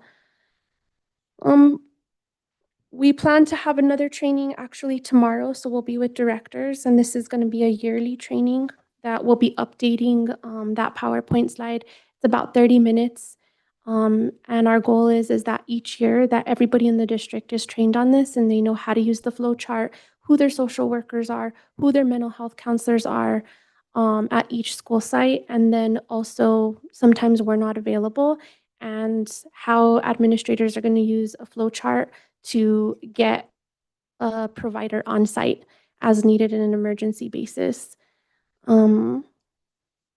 After we do directors, the next thing we need to do is athletics. That's kind of on our next part, is that we'll be doing that at every time that they meet with coaches. So those will be the next ones. And I think that's about everything, unless you guys have any questions regarding it. Thank you, Angela. Great presentation. I love the way you give it. You're just like, well, Oh. well, you just know it all. You don't have to read it all. It's awesome. I just had a question about mental health professionals. Do you think that we need more than we have? And if so, how many and where would you like to see them? Or more social workers or mental health professionals, whatever category you. I think they could always be needed for us. We are busy, and then kind of going on to, we were talking about the resources, the webpage, and going into that is, yes, I've had all these great ideas, but it's been great to have Margot to kind of help me follow through with those, because we're busy in the daytime with students, not only just doing crisis, right? It's not always crisis based, but we do a lot of prevention, and also a lot of the social emotional learning and just providing direct services with students. And then also with Benita, right? It was an idea. She's in between here and at the middle school. And so that's kind of where we got started with this. So it's been nice to have that for us to follow through with the ideas that we've had. But yes, I mean, I will always advocate the high school needs another social worker. They only have one right now. That's really where I think primarily the need is. I know we have 2 at the middle school as of right now. The high school could benefit from another one. I am between the middle school and Cyber Magnet. I'm there once a week. I try to be, or as needed. And then the elementary schools, I can't speak directly for them, but I believe each one of them has at least 2 or part-time. Good. One of the things that I've heard repeatedly over the last couple of years, especially, is that teachers are having to come out into the hall and break up fights and stuff. Is that more of a security person that would help with that, or sometimes a mental health professional or a social worker? I'd like to see fewer teachers having to do that, and I was just wondering if we have enough. I can answer that Yes. one in particular because Okay. it depends on the situation. Yeah. that's what I So was if their students are getting into a fight in particular, it's pretty much the first adult that be able to help out. So the social emotional or the social worker is also the root cause and the after effects as well. So when we go back to stopping a fight, any adult should be able to stop a fight. So we train our teachers to be able to do that, and our security people certainly. but- Security people, but yes, there's some trainings that go along with that, but that also just goes with, as a trusted adult, just to go and stop a fight. But yeah, and after kind of piggybacking off of that is with the restorative justice, my mediations have shifted along with Mr. Silva's as well within the middle school. That's what I can talk about, is being a little bit more proactive, preventative with those trusted adults, is that those trusted adults, prior to getting into any kind of physical altercations, right, is that they're reaching out to us to do those mediations and to prevent any kind of violence Nice. within the school system. Nice. But yes, I mean, it does happen. I've had my own fair share of trying to stop those altercations. It's thank not you for fun. your You're not looking forward to it, but it does happen, and it's just kind of part of the positions. Thank you so much for your suggestion of another social worker at the high school. I appreciate that. And thank you for all, you obviously have a lot of heart and care in what you do. And thank you so much for being with us. Thank you. Mhm. Anybody else? Other questions or comments? Yeah. Board Member Concha? Thank you for the report and the update again. I think all of this is super important. Did you say this is already in implementation, this training? Yes, so we've already done elementary, we have done middle school, high school, we did all of that prior to spring break. We were able to do those after school for about a half an hour. And then now we're moving on to directors tomorrow, and then it'll be athletics next, and then we'll kind of just go from there, see where else the need is going to be. Oh, and we started off with administration. That's initially where we started. And so the one that you guys are viewing right now, that's what administrators received. That was the training. And yeah, I mean, I think I would love to see more trainings as far as the trauma-informed care model for all of our staff, whether it's like the mental health first aid, all of that. I'm not sure what trainings are being offered, but I think, you know, the suicide prevention is part of trauma-informed care, but there's so many other components that lead into it, right? So, yeah, again, just, you know, looking forward to seeing more trauma-informed care practices and training for staff. Yeah, this is definitely a step. This is primarily right around directives and policy and procedure more than anything. However, we have talked about that. The PED recommends QPR. It's questioning, persuade, response. I've gone through this training. So that's kind of something where we would like to move forward with that as time goes on. Also scheduling, you know, trying to get that in scheduled or giving it optional. I know the high school over the last 2 years has had the opportunity to do the Yellow Ribbon Project for their staff members, which I believe that it was successful and it went well. I don't believe that's going to continue just because they haven't had the funding for them through that program. Benita has looked into bringing back Breaking the Silence. That's another one, but that's actually more for students. And so that'll be coming back into the school. We had it at one point, and then it kind of went away with their instructor leaving. But I guess there's somebody now, and so we're going to be bringing that back in.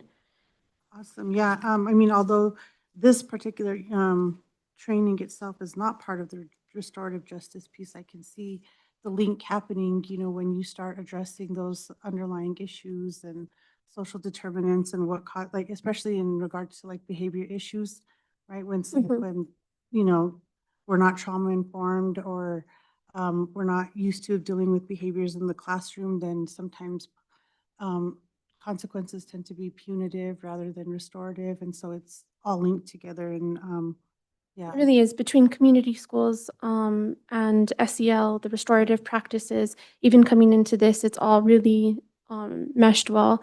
And it's been great because we've all been able to work together really well. Raul has been able to help us with all of the tech piece of it and helping us build the web page, which was really helpful. And then Margot and Benita being between administration and here and to kind of make all of these come together. Yeah, it's great work. Thank you. Appreciate it. Board Member King, you had a comment or question? Appreciate it, Mr. Romero. Earlier you addressed like a crisis team. Is that, if I'm getting it correctly, for each school site? Is that something you're open to or actually putting in place? Because unfortunately, my wife is on staff and superintendent texted us and there was an incident, a couple at the high school. And it's funny that you said another thing. I'll let you answer that and I'll share something else you said earlier. So essentially in situations where that's happened, one of the social workers within the district will kind of take the lead role. In the years past, it was Florence. And so it's kind of moved over to Jolie Gray right now. And then it sounds like today I'll kind of be taking that, but we've all kind of taken turns in getting in communication and then working together. So I think we're kind of creating a plan at this point, you know, for the next crisis that may come up. But yeah, that's just kind of how we've done it over the years. This one obviously is more student-based than anything. But as time goes on and you guys get the proposed policy, there's a postvention piece of that that's implemented into there. Obviously, it's somewhat vague because policy a lot of times is vague, but that postvention just talks about that piece of it, right? A crisis team. And typically your crisis team is going to be your mental health, anyone with a mental health license. It's going to be your clinical social workers or your mental health counselors that will move forward with that. And I don't think this district has ever had any issues with any of us coming together and moving to a different school site, especially with our administrators all working well together. I'm sure you have conferences too, right? So what's the best practices? I mean, you have the experts to come and you go to conference and they talk, hey, this is what we're seeing in the industry. They're giving stats, you got it in this presentation. So I'm just thinking, you know, this is very interesting to know there's one social worker for the biggest campus. You know, that's something for us to address and you know, let's at least have two. I mean, you know, with Rotary, you know, I always go back to that. You have a male for exchange student in the club and then a female. So obviously that's it's just something that I believe it's the kids spend way too much time on the screen time. It's interesting.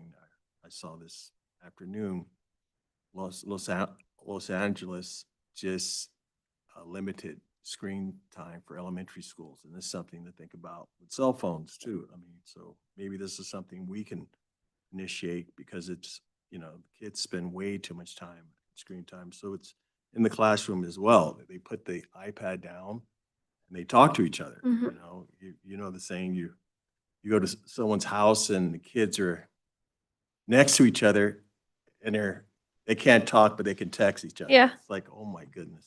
What? Well, and when you're looking into the statistics that's listed into the PowerPoint and that we talk about with teachers, that survey that's done that Margot was talking about, the year's assessment, that's done once a year. And then the results are shared at one of the conferences that social workers and behavioral, and actually Margot goes to that one as well. They kind of go over all of that with you. And then at that point, you're learning about about best practices and kind of what other school districts are doing, and their different presentations on how to bring those back into your schools. Yeah, and I'll just share one thing with you, and the kids do it in elementary school, but in high school and middle school, recess, I think the kids do actually go out, but maybe 15 minutes. Hey, they go out, we have a courtyard, and just, hey, let's take a walk around, is it saying, walk around the block, take a hike, you know, engage. We're going to leave our phones in our pockets or our backpacks, whatever, you know, and just 15 minutes, you know, just like work. You have a break in the morning, you have a break in the afternoon, besides your lunch break. And that's something to maybe incorporate. It's that simple. I mean, we live in paradise. Well, and that's what's going to be important with the BHI initiative that we're all working together on, is having those wellness rooms and doing the restorative practices. Again, everything's all meshed in together between all these different programs that we're presenting on tonight. But that's part of the behavioral health initiative, and having the wellness rooms, having somebody in there and giving kids those 15-minute breaks away from screens, whether it's through academics or own personal devices. Yeah, and empowering them. I mean, you know, I see we had the track meet yesterday. Mhm. I couldn't believe how long it went. I mean, I left early because I had to work on my packet, but, you know, remind the kids. I mean, you know how life is. We have our head down. We don't even look up to see, you know, even the sunset, you know what I'm saying? So let's take a moment, remind the students, you know, you put this down. We made it without it.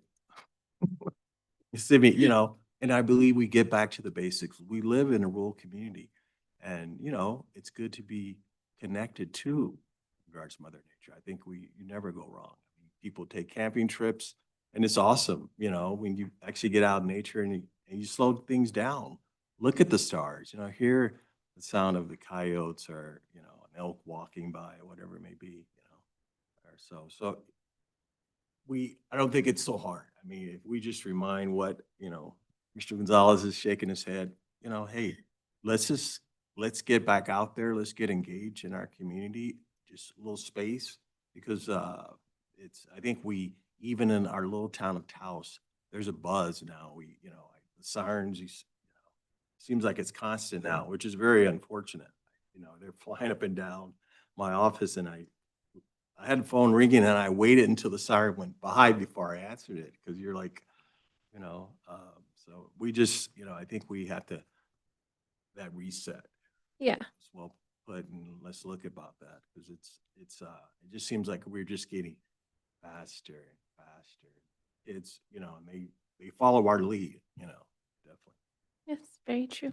Thank Can you. I add something else, President Flores? Not to lose sight of the peer mentorship component as well. I think that's super important. I know there's a resource here where, it lists all the numbers that they could call, but thinking a little bit more locally because they do text each other in between. And I know, there's codes that can be created where a student could text another student or something of that nature, monitoring and creating those student supports amongst their peers. They tend to talk to each other more than they do adults. And yeah, I know TK1 has the capability as well. And Raul mentioned a partnership with them and just really utilizing those resources to come together with everything. I know that, there's a lot of alternatives out there and, ways we can put things together so that the students can communicate with each other and, help each other through whatever it is they're going through, but being also monitored, by the adults, because we know these, these students don't have clinical backgrounds, right? So just, yeah, keeping sight of the peer mentorship component. Yeah, absolutely. And again, this training is directly to get through the crisis, right? More than anything is the procedural directive is going to be more getting through that initial one. And then as you look into the directive, there's another form in there, and you kind of flip over to the back. One of the roles and responsibilities, right, for the administrators and social workers that is on there is that postvention support, right? Whether the student has been admitted into a higher level of care or whether they're not and they're back into the school, part of that postvention is that they're either continuing services with the social worker or they're referred out to any one of our community providers that we collaborate with.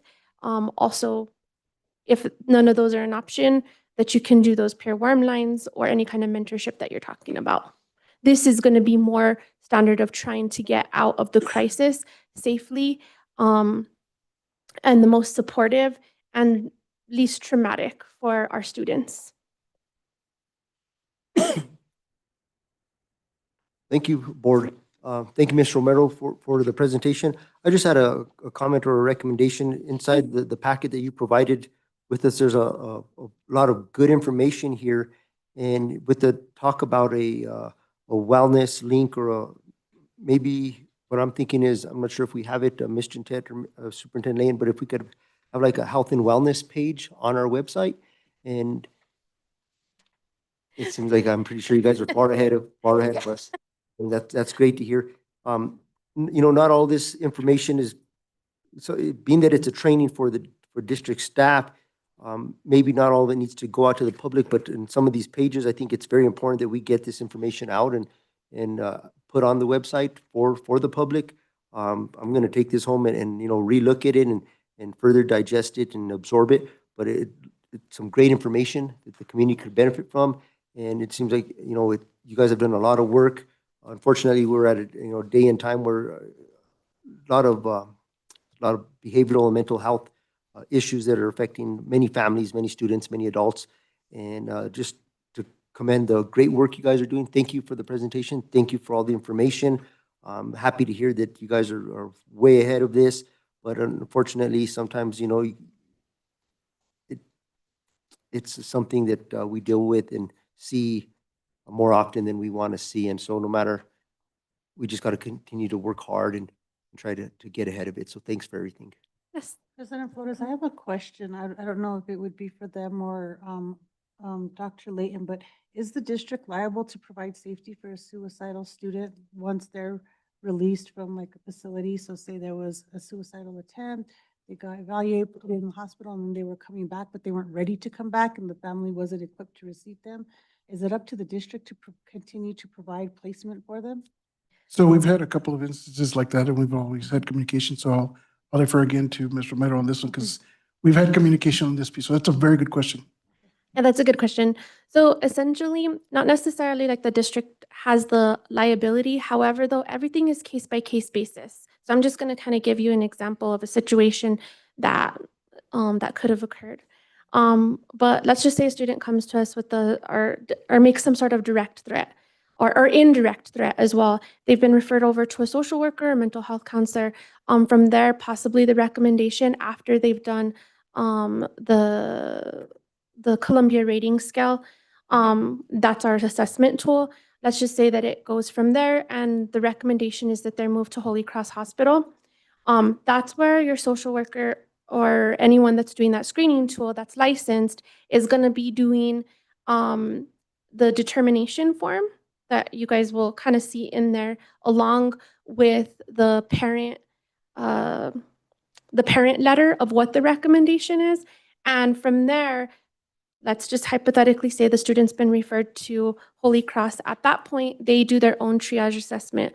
Majority of the time, if we're sending a student over to the hospital, it's serious enough that this student is going to be staying there until they can get a higher level of care. Typically, there's about 5 different facilities that our students are going to.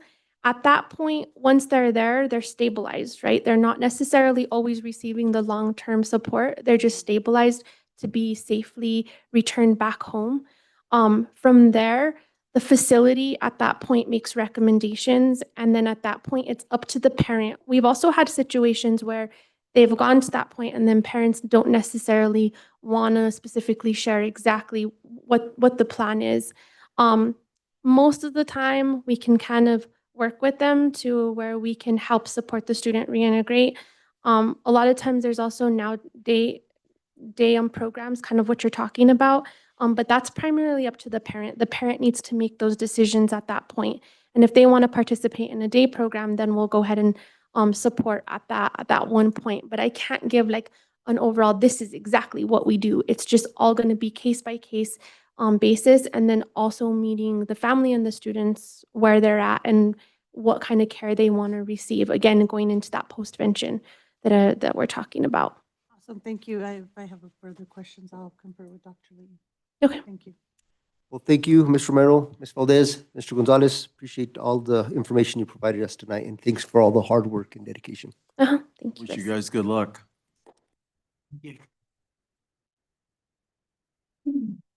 Okay, item 10 is student outcomes. We have tonight our Enos Garcia Elementary Board presentation. We got Enos Garcia Elementary School Principal, Mr. Darrell Spell. Good to see you again. I feel like I'm not talking loud enough.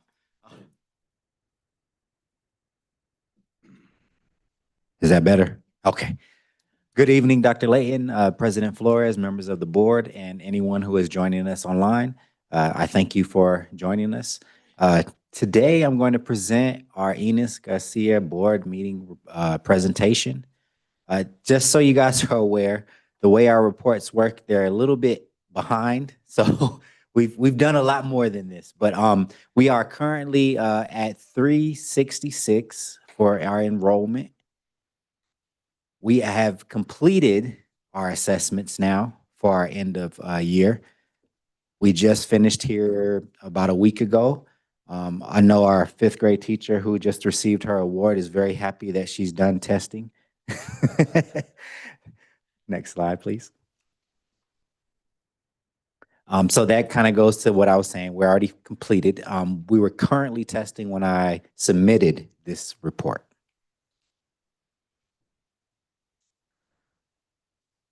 So this was our overall iReady reading. So we had, out of 284, we had 277 students assessed.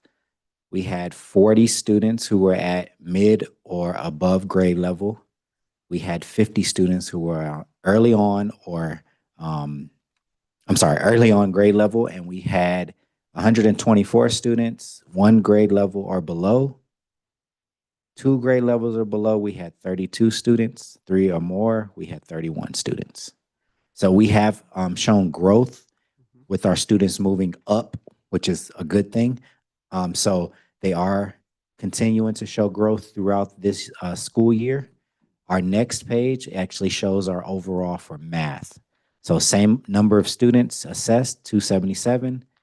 We currently have 19 students above grade level, 18 students on grade level, and 163 students 1 grade level or below.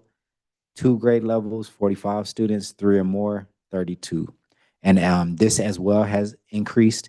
I will say that normally it was our reading scores that were not as great previously, and we have made a lot of growth with that as well.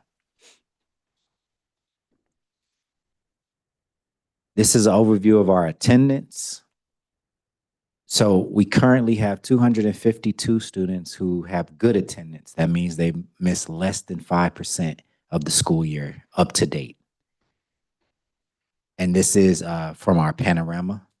So we currently have 36% of our students who are on track for college or career readiness. We have 33%, that's 121 students who are on track for graduation. And we have 82 students, which is 22%. They're at risk. So we do have some high concern for our at-risk students, and we have 9% who are red, which means they are definitely at risk. And we are focusing in, those are our tier 4, what we consider our tier 4 students. So those are receiving very specific, targeted plans to help them. So for example, we may, if needed, buy alarm clocks, and that kind of goes back to what we were talking about earlier with community and schools assisting us. So when I was the attendance coach, we did actually utilize that aspect where I asked the parent, would an alarm clock work or help? And they said yes. So we went through the community and schools, and they purchased an alarm clock for that family. And it did help. I'm not going to say it fixed it, but it did help. So we have to sometimes think outside of the box for our critical or our red students so that we can get them to school. Next slide, please. So one of the initiatives that I have kind of really focused in on this year is our staff appreciation. I know that a lot of times teachers and school staff members in general feel like this is a thankless job, I guess you could say, more or less. So one of the things that I really wanted to show appreciation to our staff throughout the year. So a few of the initiatives that I did that I thought were worth talking about. One of the things is throughout the school year, I've done a snack bar, which I went and purchased myself, and I bought all orange. Everything was orange in color. And it was actually pretty recent. It was right before spring break. And I just put a little message on each of the different fruits or drinks. And it said, "Aren't you ready for spring break?"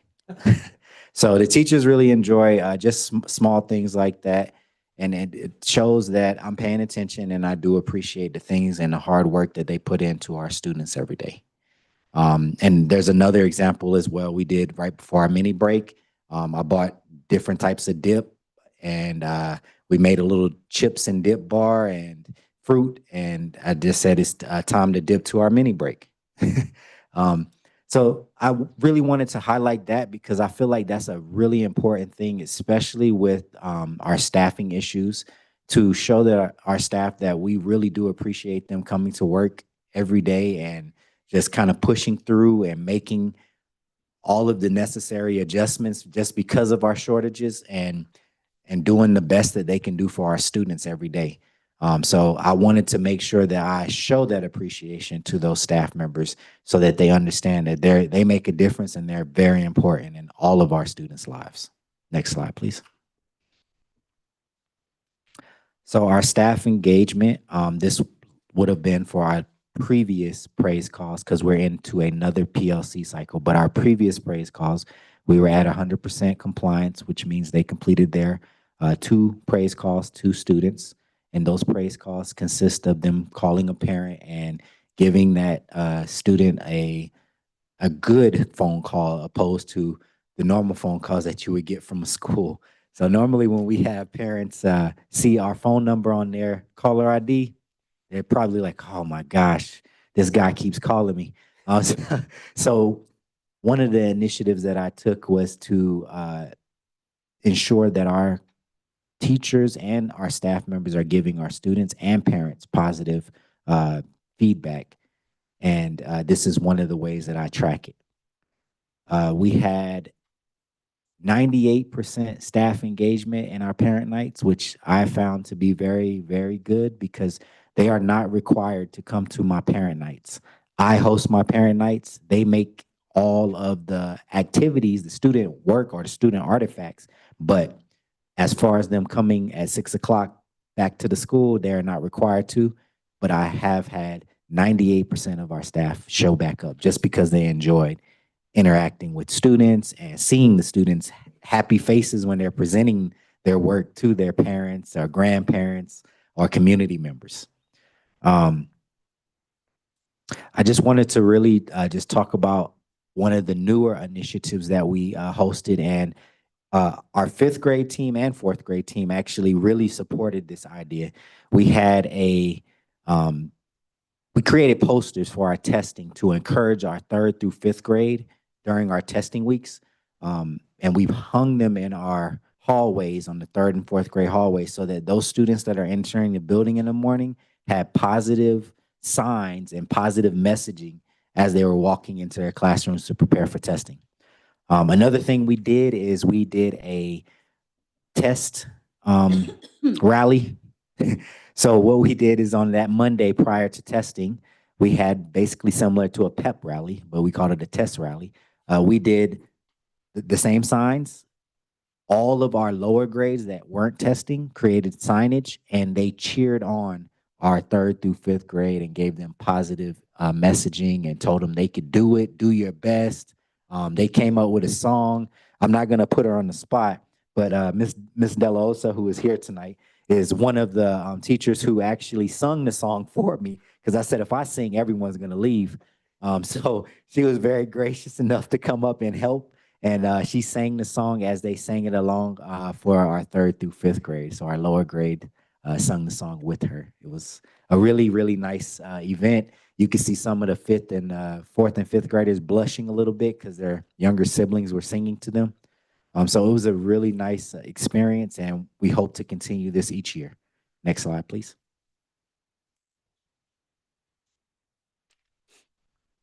And I kind of talked through this slide already, but this basically just talks about what I was just saying, the pep rally or test rally.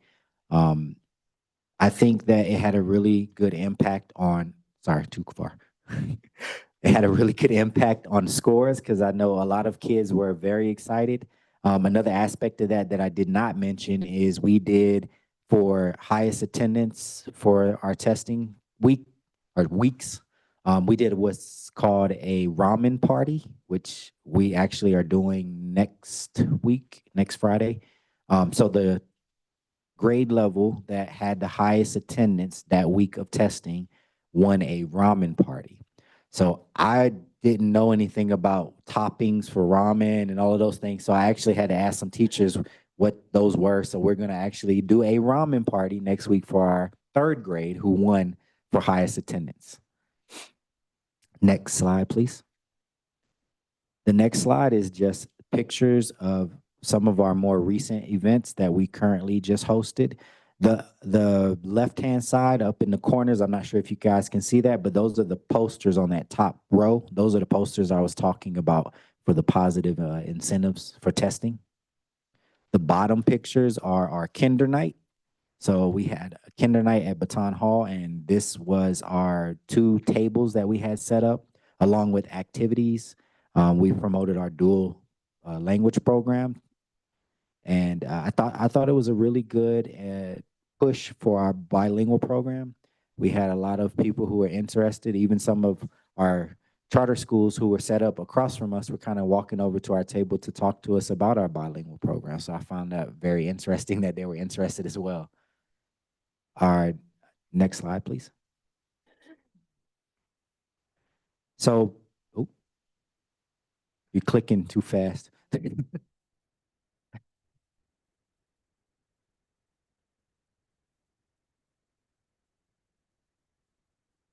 So this past month, for our parent night, we celebrated Women's History Month. She's still clicking on me, and we had a few of our locals come through and talk. Some local community members talk about Women's History Month and the effects that it had, and the effects that they had. I'm sorry, the effects that they had on their community as a woman in their careers.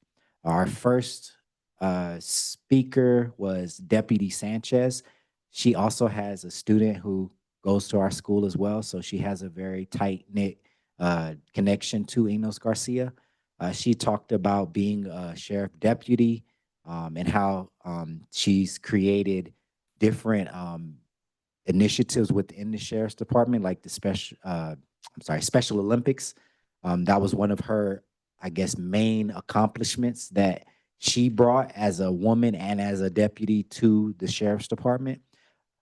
We had some real fun questions from our students, so they got a chance to ask questions about her career and about her being a woman in that career and how impactful she was on her community and still is. We also had Miss Valerie Trujillo, who used to be the superintendent here a while back. She came and spoke. She currently works now for our REC2. So she was able to talk about being in education for so long and having a direct tie to our school as well, because she has grandkids who go there, and just how Enos Garcia holds a special place in her heart, and that she has dedicated so much of her life to education that she would hope that she could inspire some of those students that were sitting in the audience to find something, a path that they feel inspiration in, and follow that path. So we also had our 5th grade help host a Women's History Month panel. And that consisted of some of our district level members, district staff members and teachers from Enos Garcia and our nursing staff. And they were able to ask different panel members about different aspects of being a woman. So I thought that was a really powerful conversation that they were able to host. And I was very, very, very happy that I was able to step in and listen to some of the comments and the questions. I will say that our students had thought this through very well and prepared very well, because I heard a lot of great questions that they were asking to our panel members. And I even saw some of our panel members kind of standing there like, I had to think about this for a second. So I really want to thank our 5th grade team for putting that together and inspiring our students to engage in that way and think things through in that sense, to where they're able to really digest what it means to be a woman and how that can affect your career path, that could affect your impact on your community. So I definitely want to give a shout out to my staff for hosting that. Next slide, please. These are some of the pictures from the Women's History Month events. The top are all of the different speakers that I had that I just mentioned. And the bottom is our panel. So if you look at the bottom right, that is our Women's History Month panel. And I did just a recognition at my school site for our women of impact at our school. And that wall that you see with those little, I don't know if you can really see them. I know they're kind of small, but I created little flyers where they kind of gave a little bio and a favorite quote. So, and a picture. They didn't want to do that. It was very difficult to get their pictures. I'll just put it that way. But I was very, very honored to work with these individuals and to be able to share a piece of them. So I posted this on our wall so that our students and our staff members would have a chance to read a small bio and a quote that they would like to share with our community. Next slide, please. These are some more pictures from our student work or student, I guess you could say, project night. We had all of our different grade levels create projects that they wanted to show to their parents. And these are some of the projects that I wanted to highlight. They worked very, very diligently and very hard on these projects. When I was going in and out of the classrooms, I mean, they were really focused, really engaged. That kind of goes back to how I learned. I learned with hands-on. So seeing these kids engaged and really into these projects really inspired me. And I was really happy to see that our students were being engaged this way by our teachers. So I just, another shout out to my staff. Very good. I see a lot of great projects going on. I can't wait to share some of the projects I saw today with you guys on our next board meeting. Next slide, please. So these are some of our fun activities that we had right around Easter. Some our pre-K students were painting eggs and hiding them. We had some of our other students making different crafts in their classrooms. I just wanted to share some of the other activities other than academics with you guys to show you that it's not always just you have to do this test and that's it. We do have fun activities and we have things that our students really engage and enjoy. So this is actually our center area in our older part of our building. We're gonna kind of tidy it up a little bit more and we're gonna start utilizing it as a garden. So I've been trying to get our students out there more so they're more used to being in that area. Next slide, please. So this was one of the challenges that I created for my staff to promote academics. So I created an activity where I asked teachers to create an activity that was just creative, just any kind of activity that is out of the norm, to think outside of the box. How can you teach this lesson differently? And I was walking in classrooms and I was seeing such amazing things. It was a really hard decision to make. So I cheated and I asked the community to do that. So I put it on Facebook and I had the community judge who was the winners of our creative activity challenge. And it was Ms. Trujillo, our 4th grade teacher in the center, as well as our pre-K team, our entire pre-K team, I would say, because they actually worked together and created one activity that they did with all of their students. If you look to the right, those are our older kids, our 4th grade kids that are engaging in the activity, and the lower left are our smaller 4th grade. And I just thought it was very important to show them appreciation. So I got them a gift card to Antonio's, but I didn't put that in this slide because I didn't want to seem like I was promoting a certain place. But they really, I asked them what place they liked here in Taos, and that was the place that the teachers chose. So, but it was a really exciting thing to see. It was a really engaging thing to see our students engaged in these activities. The teachers were so engaged. I guess it was kind of the competitiveness of our staff, but it was a really fun day. Next slide, please. This is another family night that we host. This is through our Title I, so our family literacy night.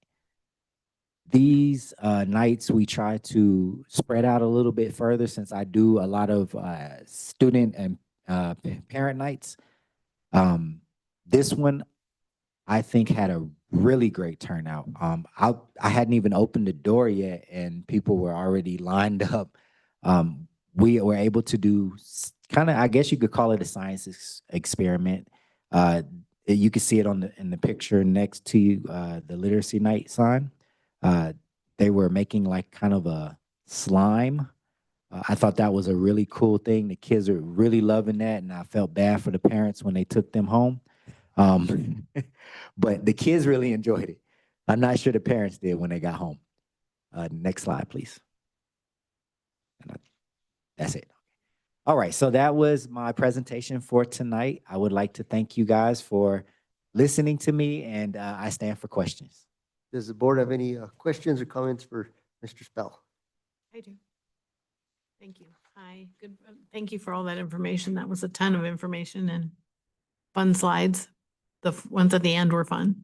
Thank you. I had a couple questions and comments. One is, my understanding is the current enrollment is 366, and I noticed from the students assessed that all of them weren't assessed, and I wondered why they weren't all assessed. So that's iReady.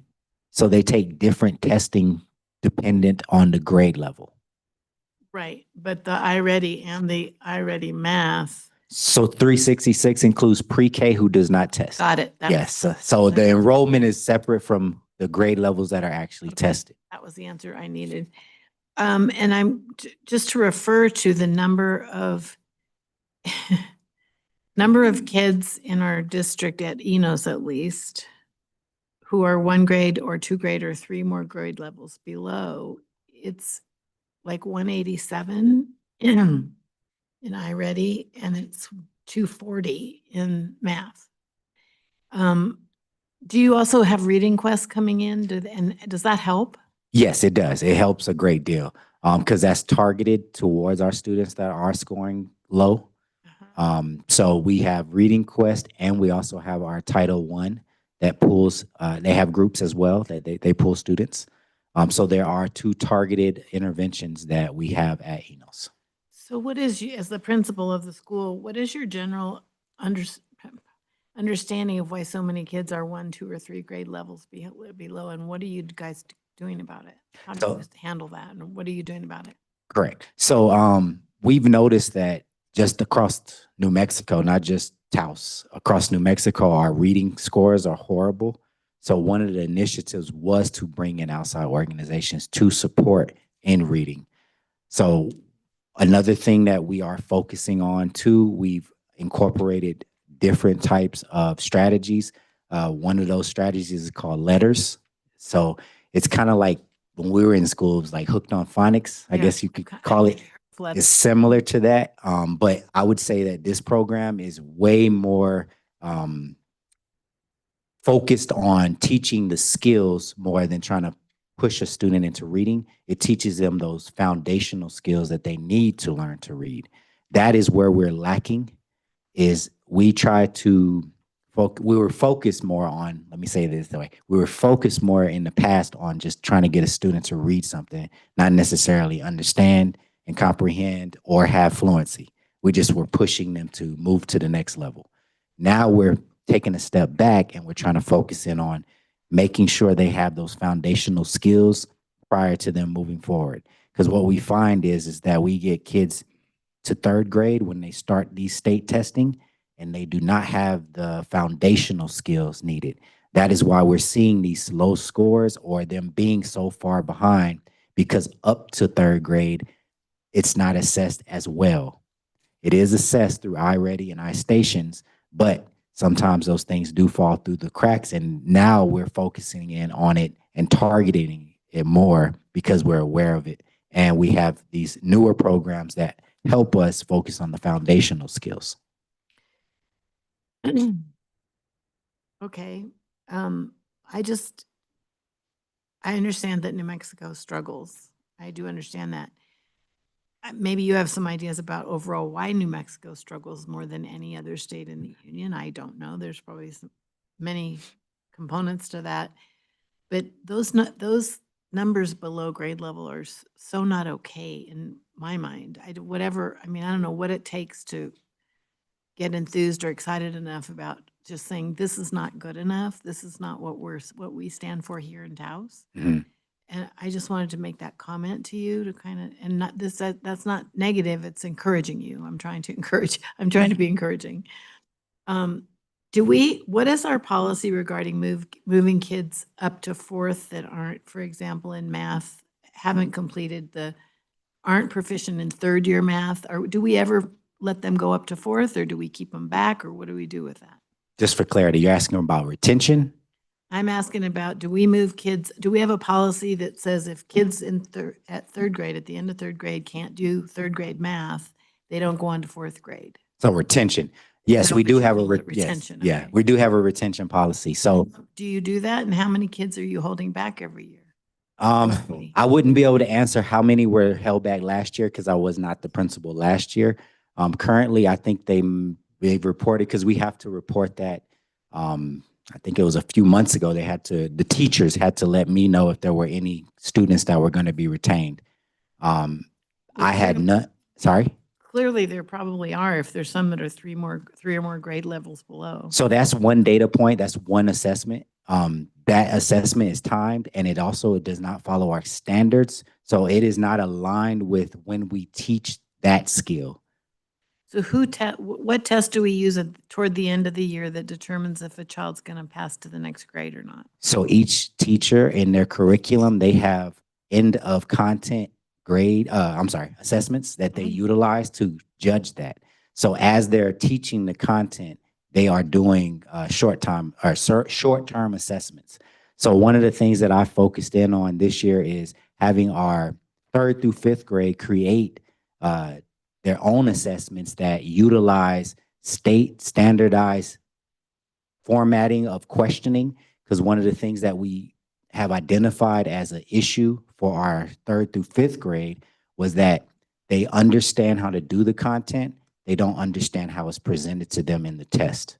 So one of the things that we really focused in on to try to increase or improve our scores, especially for our 3rd through 5th, because it's a state standardized test for state, is preparing them better for how it's going to be worded or how it's going to actually look on the test. Because a lot of the time that we spend on trying to figure out what does this mean, since it's timed, they're wasting a lot of the time doing that opposed to actually just solving the problem. Because it's not that they don't understand the content, it's the presentation that they're not understanding. Thank you for those answers. I just have one more. Do we have EAs in all those classes that can help the teachers with the kids, teaching them? That is dependent on grade level. So we have, and it also depends on numbers or need. So kindergarten, when they're above 15 students, they have to have, by state law, they have to have a EA in that classroom. And any other EAs that are above kindergarten are placed based on an IEP. So if that student requires an EA as a one-on-one. I see how that works. Right, and I said that was the last question, but I just thought of another one. What about tutors? And do we provide tutoring when the kids need it? And is that after school or summer, or when do we provide that? And who provides it? Yes, ma'am. So currently, we just, I guess you could say, started or adopted a new program through our after school, through the Boys and Girls Club. They do tutoring. We did as well last year, just so you're aware. We did it in our after school program, but they also do it now. Right. And we also have something for our students that of our highest needs. It's called extended school year. So our students that we see that may regress or have any sort of regression over the summer basically would go to the equivalent of summer school. So we just call it extended school year, but it helps them from regressing backwards into the middle of 3rd grade if they were in 3rd grade over the summer. So we try to keep those skills up. And that is particularly for students on IEPs. However, for gen ed students or for any other student that needs it, we do offer that for our after school program, and Boys and Girls Club will also have a summer program. So they could also enroll in that as well. Okay, thank you so much for all your answers. Appreciate it. Thank you for your questions. Board Member King. That was very informative, Mr. Spell. I see that you are planting the seeds, and it's great to see that you are engaging your staff of different modalities of learning pathways. I know Enos does have large population of the students are being raised by their grandparents. So I continue to wish you the best in those endeavors, and they also say regards learning loss, like the summers, and it's like anything, and it's great that the parents' night, you have so many parents attending. If there's any way to engage them, and I know when we were in school, in elementary school, we would have a reader when we had our lunch. So we would sit in our classroom, and one of the parents would come and read, I said, like Pippi Longstocking to us, every day. So that 20 minutes that we're in our class having lunch, we heard spoken word, and we're always curious what the next chapter was. So maybe these are things that you can incorporate. I think I shared it with the director before. Those the parents who have the time, or maybe like you said, some volunteers, that people can come and read to the students. I know you guys do have a cafeteria, but that's maybe a way to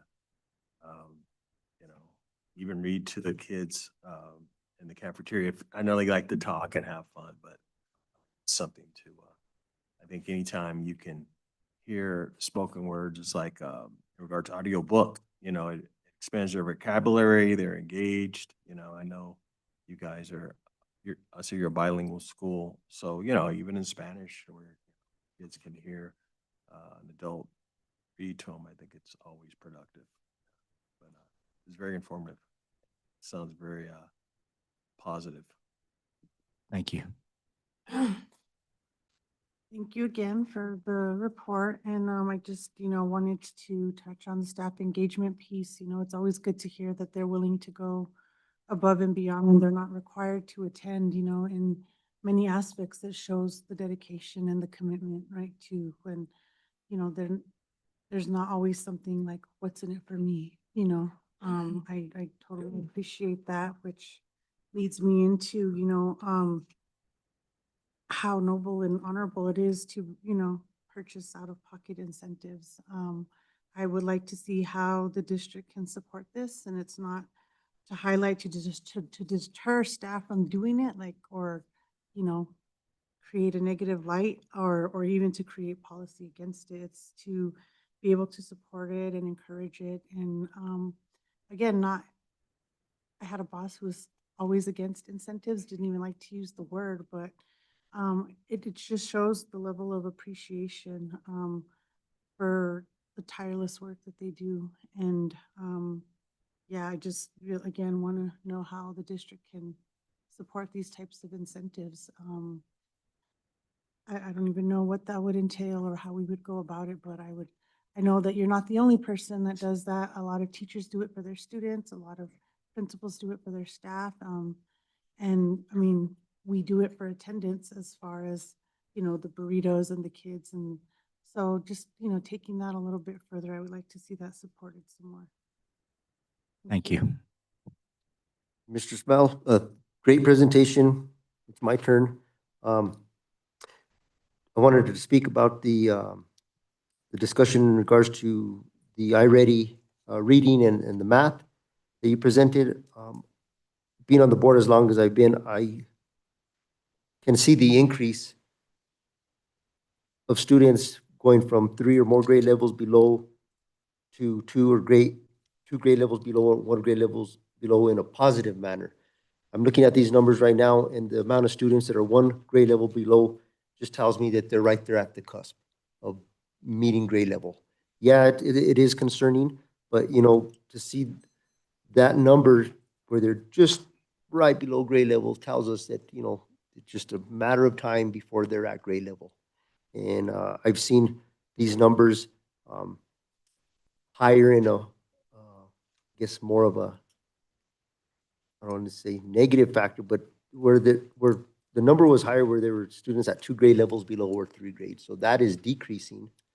And we're seeing a higher number at 1 grade level below, which with the continued work that you're expressing that you're doing, and the level of encouragement and engagement that your school is doing, before long, I'm very optimistic and very positive that we'll have a larger number of students at grade level, and that will increase. So I just want to commend you for the work that you're doing.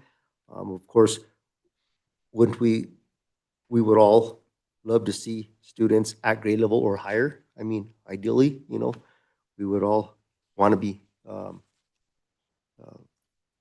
yeah, that's where we would want to be, but you're getting there, and thank you for that work.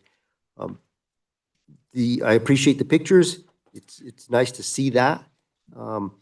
Your creativity, it always amazes me at the amount of activities that you're hosting, the snack bars, the creativity with the notes. You're a great team member of this district. I think you could be a great member to a great mentor to numerous teachers and staff. The Women's History Month panel, engaging the community, getting people in there, creating that panel, I think should be commended. The family engagement, student parent nights, wonderful report. Keep doing what you're doing. Keep working hard. And again, like Board Member Concha said, it's honorable and noble and commendable, the way you go out of your way and out of your pocket to support and encourage our teachers and our students. So just keep working hard, and I appreciate the report. Thank you. Proud of all your work. Thank you. And just to take a step back, we have what's called a PLC cycle. And throughout our PLC cycle, we do targeted approaches. So each teacher creates a data and action plan based on their assessments that I was talking about previously that they create to give to their students to gauge where they are. That is one of the ways that we target those issues of the movement. Just to be fair, iReady and iStations, like I was saying, is not in the same order as our curriculum maps throughout the year. So they could be tested on something that they have not been taught as yet. So that is an issue we know about, but it is the test that we currently use that is state approved, and that is the adoption that we have currently in this district. There's gonna always be issues with any type of testing or whatever we might adopt, but that is one of the identified things, especially with iStations. One of the things that we're aware of is the times that they have to answer each question. And for our lower grades, being on a time limit doesn't necessarily equivalent to if they understand it or not. It's just maybe they're not focused. So there's a lot of different elements that go into iReady and iStations. That's why I was saying our focus was more on 3rd through 5th grade with our standardized testing, because by the time they reach 3rd through 5th, they understand how to test. Our lower grades that are taking iReady and iStations, not so much. This is more of a practice to get them ready and prepared for test taking. It helps us gauge where they are, and it helps us move them forward. Well, we're moving in the right direction. Thank you. Thank you for your work. Thank you for the presentation. Thank We you. appreciate it, Mr. Spell. And you're making it real, you got the women's people in the community talking. So the kids, there's different pathways of learning. And with the Black History, it was, the kids are learning other stories in our society. And anytime you can connect different ways of learning and real people that's in the community, so-and-so's parent, here's Mrs. Sanchez, regards Mrs. Trio talking to the kids, having questions. I think it's real. The kids can have that seed planted and go, hey, this is something for me in the future, as my wife says, there's a lot of the high school kids want to be police officers or contractors. It seems like that's right in front of them. So, it's real for sure. I just want to thank the board, Dr. Layton, for the opportunity to present tonight. Thank you, guys. Thank you for all your work, Mr. Spell. Okay, so we have the following campus reports for review. If the board has any questions or comments, we got the Taos High School Board Report, Cyber Magnet, and Taos Middle School Board Report. If there's nothing at the moment, just Want to thank Ms. Simi for the invitation and the peer mentorship and all the cool stuff happening, the wellness room. And it was something that I didn't get to mention while Raul was here, but really connecting the wellness room with the community schools model. And him and I will be visiting that wellness room and just in action, seeing it. And so I'm excited for that. And of course, Miss Naomi and the startup of her school and how things are going there. And yeah, we're looking forward to the mariachi spectacular event. And so Yeah. Right, yeah, a lot of good stuff happening. Thank you. Is that next week? May. 5th. Oh, yeah, okay, yeah, of course. And it was great to see the spelling bee too, the champions. It was great, the kids, and repeat even. Yeah, it's great. Ms. Martinez, I wanted to ask you if this was the best presentation that I went to at the middle school. Would you, next time you do a presentation from middle school, would you include this so the whole board could understand what's going on? That was just amazing. I loved it. Thank you, appreciate it. Thank you, administrators, for providing the reports to the board. Appreciate all your time and all your hard work as well. Thank you so much. Moving right along to superintendent report, item 11, Superintendent Dr. Antonio Leyen. President Flores, Vice President Spray, members of the board. To begin with, on foundational goal 2, educator excellence, I want to introduce, if you can, please come up, our new district librarian, Ms. Patricia Crockett. Hello.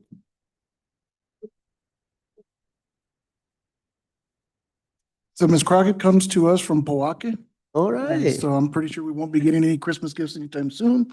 But nonetheless, she's got years of experience as a district librarian and in fact is very familiar with the system we've implemented here. So we want to welcome her to the fold and we look forward to some beautiful events. And I believe they've got some library events already scheduled, correct? So, well, welcome aboard, Ms. Crockett. I was wondering who the new face in the audience was that I hadn't seen. Yeah. Thank you for, your patience as you awaited your introduction, and we're very excited to have a new district librarian on board. Look forward to hearing the work that you're going to be doing for us, and we're here to support you and support superintendent in supporting you. And what is it? Readers or leaders, or there's that acronym. So in order to be a good leader, you got to be a good reader. So we need you. thank you so much, Ms. Crockett, and we look forward again to the modernization of all our libraries. Up next, foundational goal 3, family and community engagement. I just wanted to present to the board just an up-to-date from all the different site visits, community and stakeholder engagements. I'll start with the site visits itself.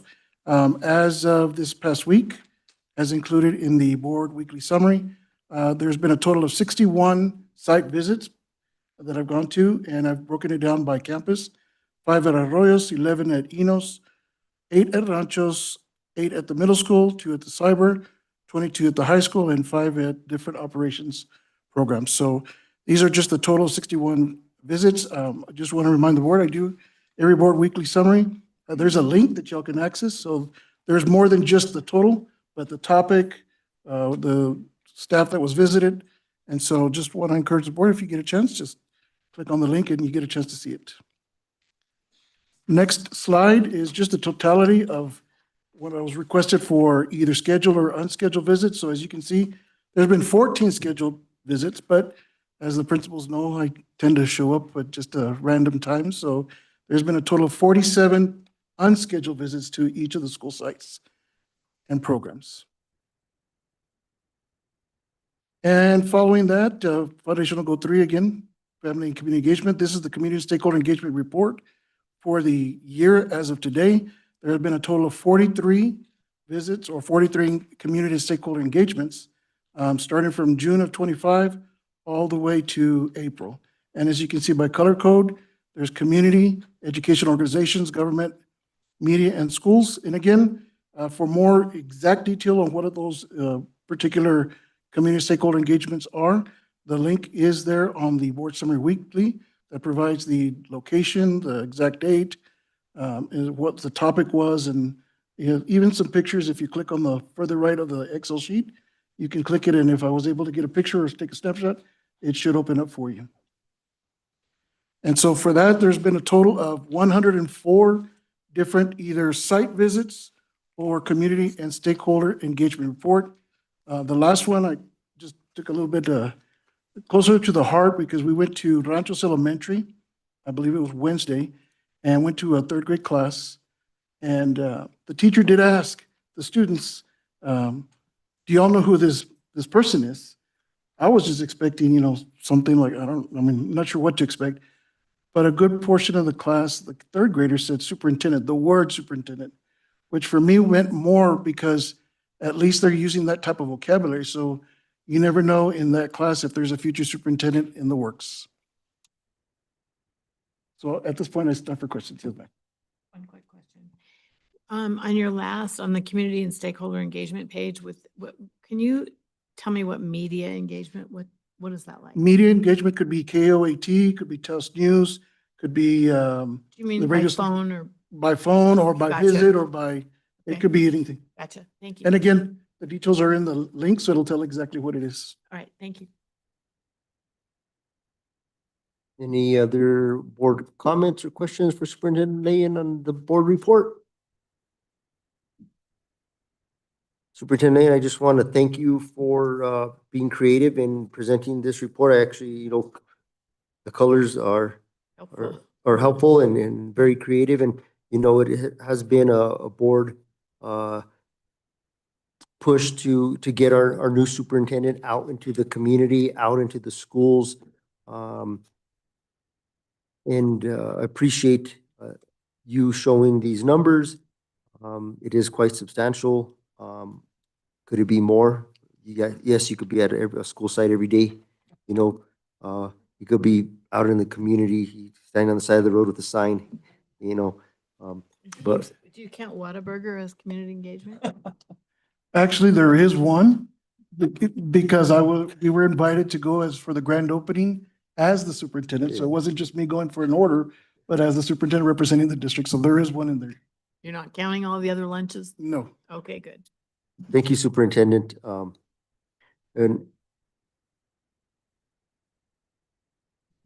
And as the superintendent stated, there is a weekly board summary report that is provided to the board. There's a lot of information on there. I think it could answer a lot of board questions. So please do take some time to look at that. Thank you, Superintendent. Any comments? I just want to let the board know it'll just continue as each week goes by.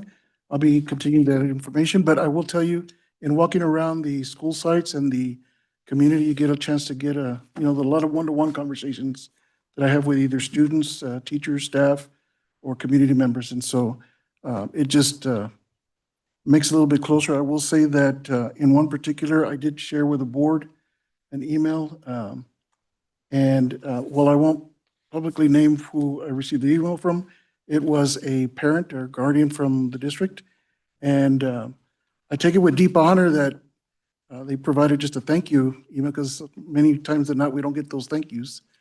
But I was bestowed an honor that I hold dearly because it was a Tauseño who said I have become a Tauseño.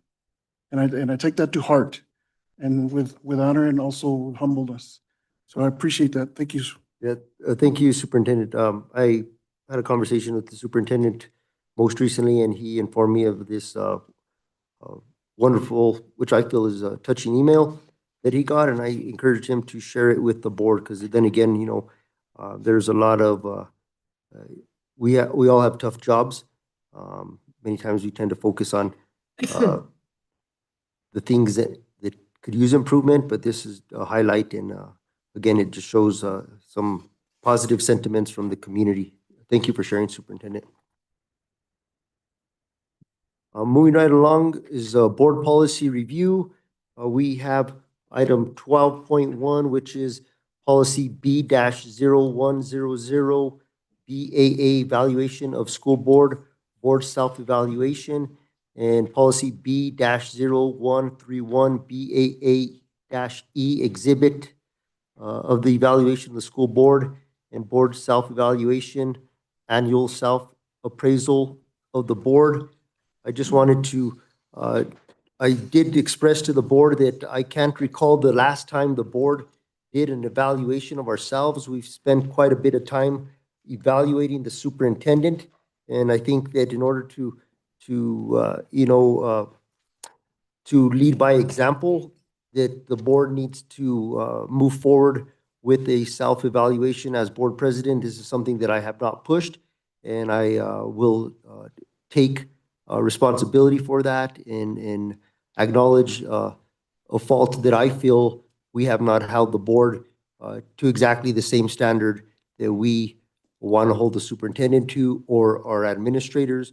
So moving forward, I would like the board to engage in this self-evaluation, and we'll speak with our legal counsel to ensure that we do it correctly, legally, being that we have not done it in some time. And again, as board president, I will take the responsibility of not pushing this forward. But again, I think it's important that the board do a evaluation. It is in our policy, and I'm going to read this out. It's not very lengthy, so we'll get through it real quickly. The board shall meet as necessary for the purpose of appraising its functioning as a board and to evaluate board performance. The appraisal plan approved by the board will be facilitated by the board president working with the superintendent. Evaluations instruments for board operation may be used in the process. The superintendent and others who regularly work with the board may be asked to participate in all or a portion of the appraisal. Areas of board operations and relationships that may be appropriate to consider during the evaluation of board procedures may include, but are not limited to, board meetings, decision-making process, policy development, implementation, board district goal setting, curriculum and instruction management programming, fiscal management, resource allocation, school planning management, board member orientation, board member development, board officer performance, board member relationships, board superintendent relationship, board community relationship, and legislative and governmental relationships. There is the evaluation tool that is in the board packet. This can also be found, I believe, in our board policy link for the public to review and access.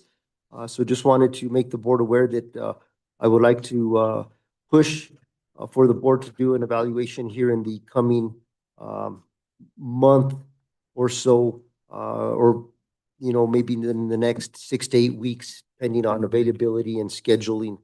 So please take some time to review that.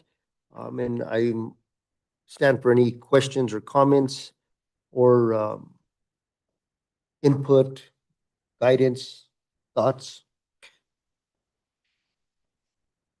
Are we going to do this in executive session or in public, an open meeting? I was going to talk with legal counsel to make sure that we do this appropriately. I have no hesitation. I think that if it needs to be out in, of course, open meeting, of course, we'll do that. But being that it's been, some time that the board has evaluated itself, I cannot speak to the proper process. So It's kind of work in progress. yeah. Okay. And it might need some improvement too, since it might need to be looked at and revised, the Yeah. tool and improved upon. It's a start. I like it. Thank you, Board Member King. Moving to the next item is item 13. Excuse me, President Flores, I have a comment on that. I really think that what the legislature has established for the boards is really, really important because it, from the very beginning, that a member comes on the board, it's instructed as to what is required of them, and to elaborate a little bit more, it's statutorily required. So it's the attendance is mandatory, and so what you learn is something that we can bring back and as a foundation to where we set the standards for our board. That's all. Thank you, Secretary Trujillo. I agree. So Director of Finance report, we have 13.1, which is the February financial reports, which is our disbursement detail, our consolidated board report, our expenditure report, and a revenue report. Our Director of Finance, Dr. Rainier Martins. Dr. Martins. Good evening, President Flores, Vice President Spray, Secretary Trujillo, and members King and Concha. Yeah, do you have any questions to the reports? I do not. I take it that it is very, there's a lot of detail in there.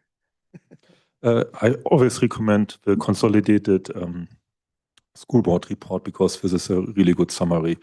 And then if you read through the summary and when you have questions, then you can go into the details, as you said. So because all the details are there, but to have a big picture overview, the consolidated board report, I think is great.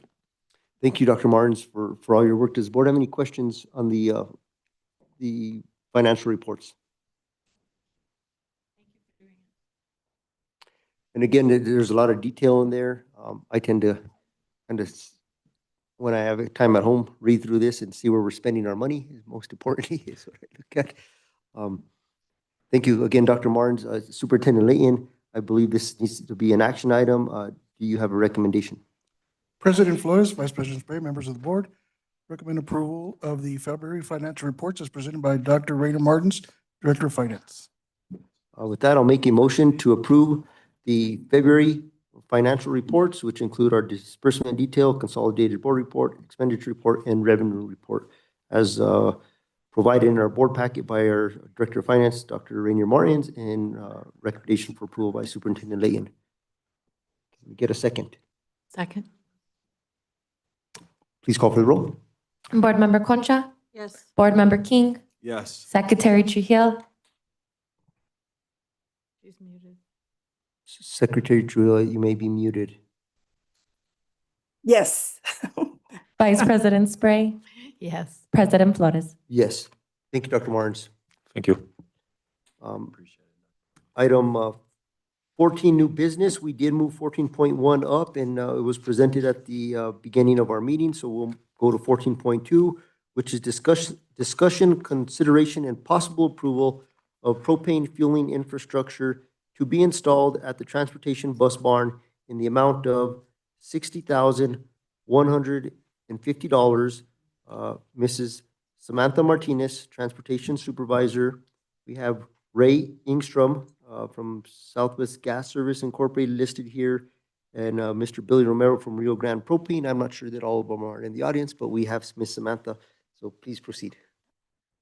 Yes, President Flores, Superintendent, is it on?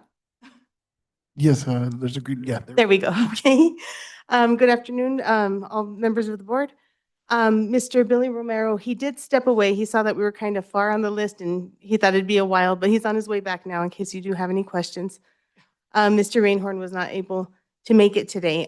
So what we're presenting is we did receive a grant to build the propane infrastructure to help fuel those 2 new propane buses that we purchased last year. So this is grant funding. It says as budgetary information, it's State of New Mexico Capital Grant Project? Yes, New Mexico Public Education Department. It's their grant that they allowed us. And approved us for. we received a presentation on this. It's been some time. I can't go back to the exact date, but I remember Mr. Romero being present and the talk about moving forward with some propane infrastructure for some propane buses that the state of New Mexico is assisting the district with. Yes, correct. I don't have any questions. I'm in support of it. I was in support of it during the presentation. Back then, I'm glad to see that it's finally coming into fruition. I guess my only question would be upon approval of this, being that it is state money, state funding that the school district's been granted and hey, we'll take whatever we could get. When would this construction start? So as soon as it's approved, we can begin construction. There is going to be, we'll present it at a later date. So in the quote, the electrical component or the electricity part was not included in this quote. The gentleman who does the propane infrastructure doesn't deal with electricity. So that will come at a later date.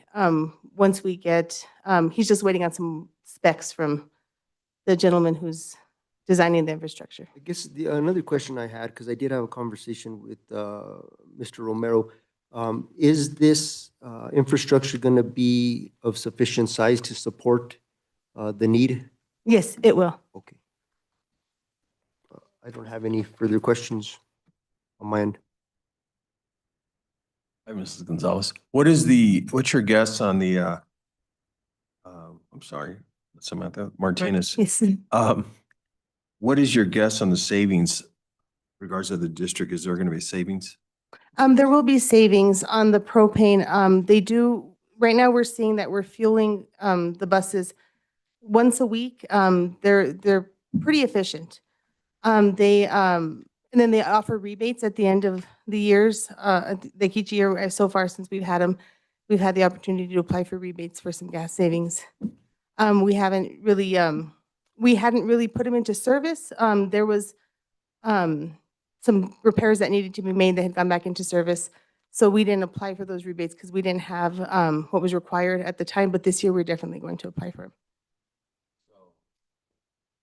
Is there, I said, a guess of what the district would save by installing this? Park, No one's, I would have to look more into that. I can actually give you a little bit on that, Board Member King, with permission, Superintendent, President Flores, Vice President Spray.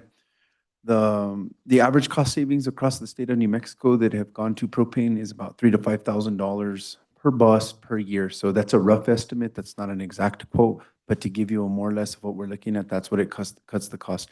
With the rising cost right now of diesel, we're actually looking at a shortfall in contractors and in our own. We were prepared for it. Some of our contractors not as much, but again, going with the propane system should help to alleviate those costs when the prices hike and when they reduce. Propane seems to be a little more efficient as far as the pricing goes. So that's a quote from the PED and from the state of New Mexico from the Propane Association. So again, that's not an exact, it's just a more or less of what the savings could be. yeah, like a range? Yes, sir. Okay, great. Appreciate it. From what I understand, Mr. Propane's more efficient and it is also more environmentally friendly versus the burning of diesel.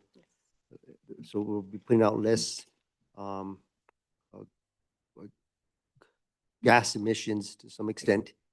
And there's also a savings in the maintenance and repairs component of it. We're not dealing with diesel and DEF and the issues Yes, that the come DEF. with those repairs. Okay. Superintendent, do you have a recommendation? President Flores, Vice President Spray, members of the board, recommend approval of the propane fueling infrastructure to be installed at the transportation bus barn in the amount of $60,150 as presented by Samantha Martinez, Transportation Supervisor. Would any of the board wish to make a motion for approval? We do have a recommendation for approval from Superintendent Leyen. I'll do it.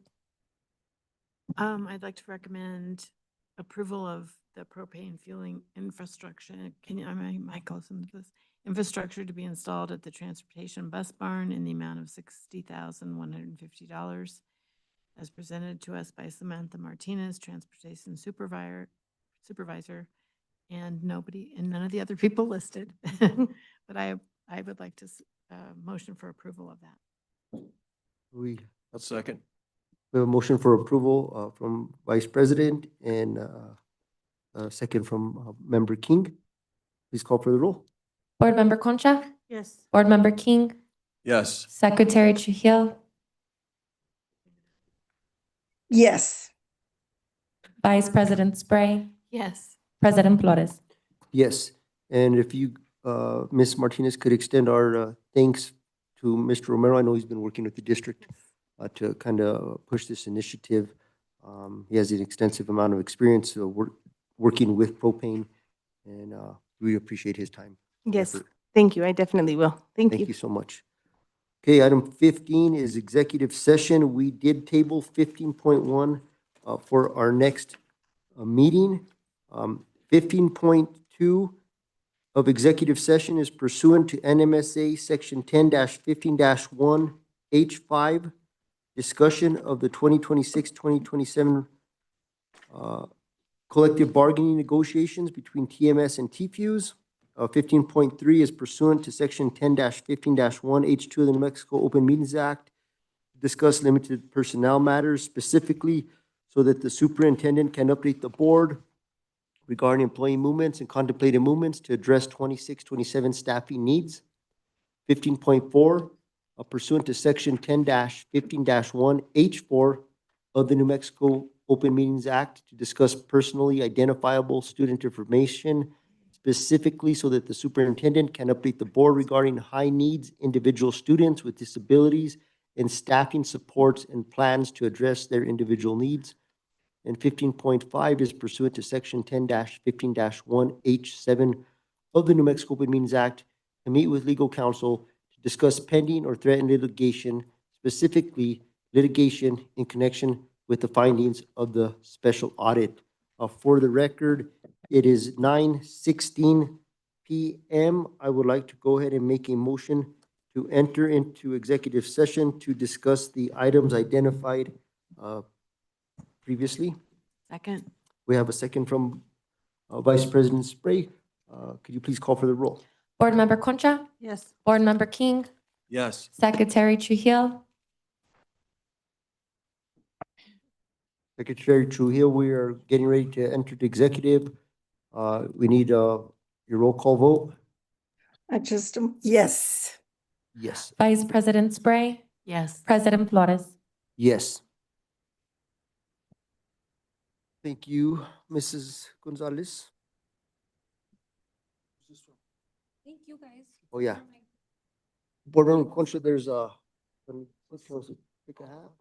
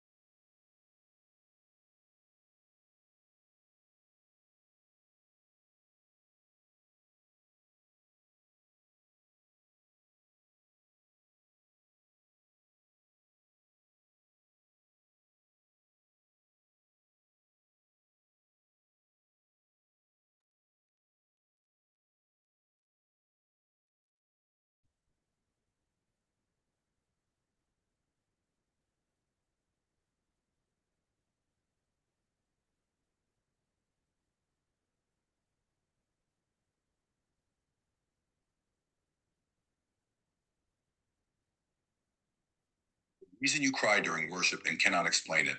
It has happened to you. A song starts playing, the words are simple, and suddenly tears are falling, and you have no logical reason for them. That is not emotion, that is encounter. When worship begins, the veil between your spirit and God's presence thins, and your soul begins responding to something your mind cannot process. Psalm 42:7 says, deep calls to deep in the roar of your waterfalls. The deepest part of you is responding.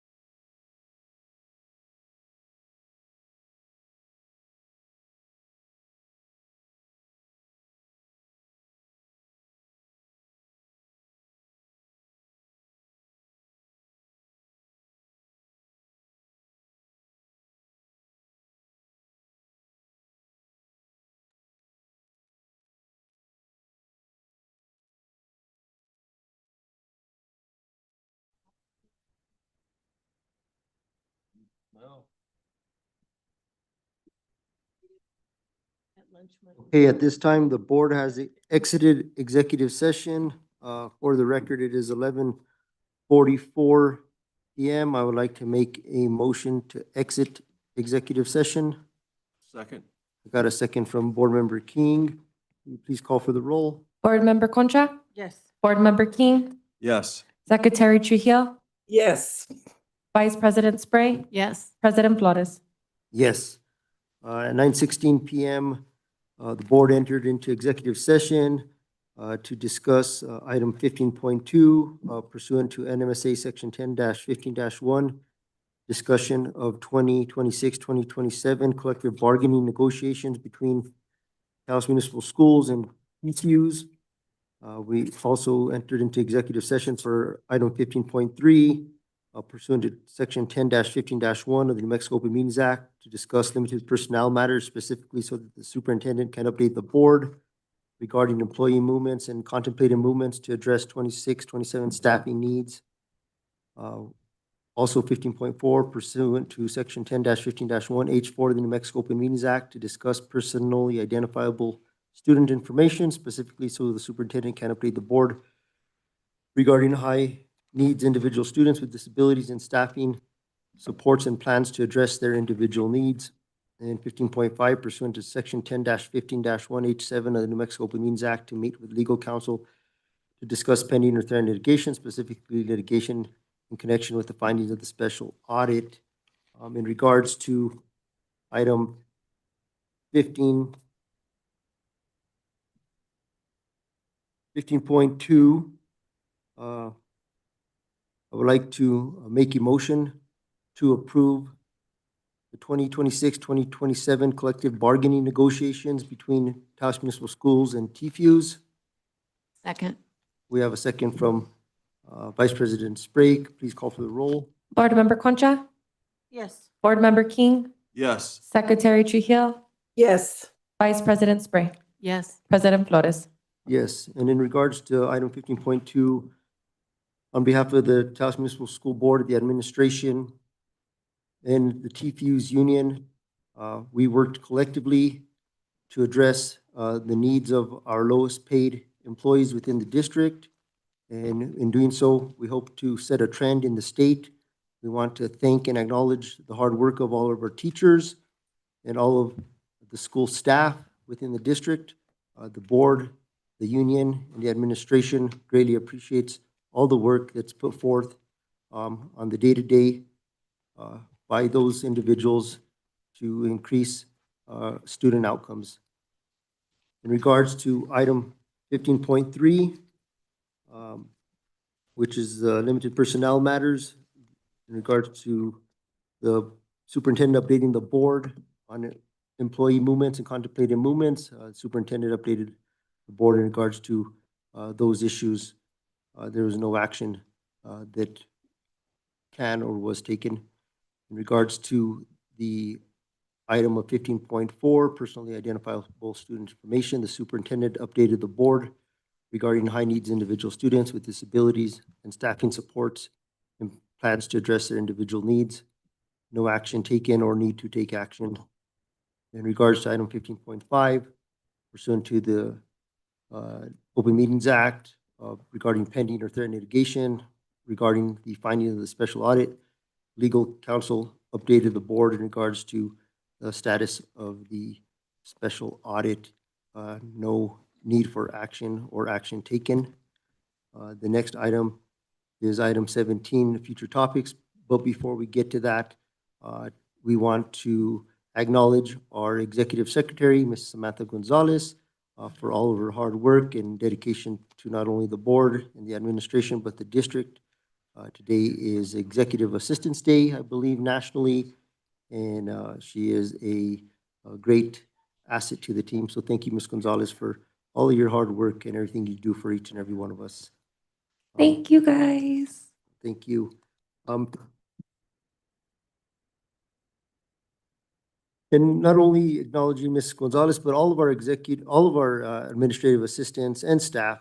We appreciate all their hard work, each and every one of them, as it is a challenging time in education in this day and age. Future topics, Superintendent, I do have actually two.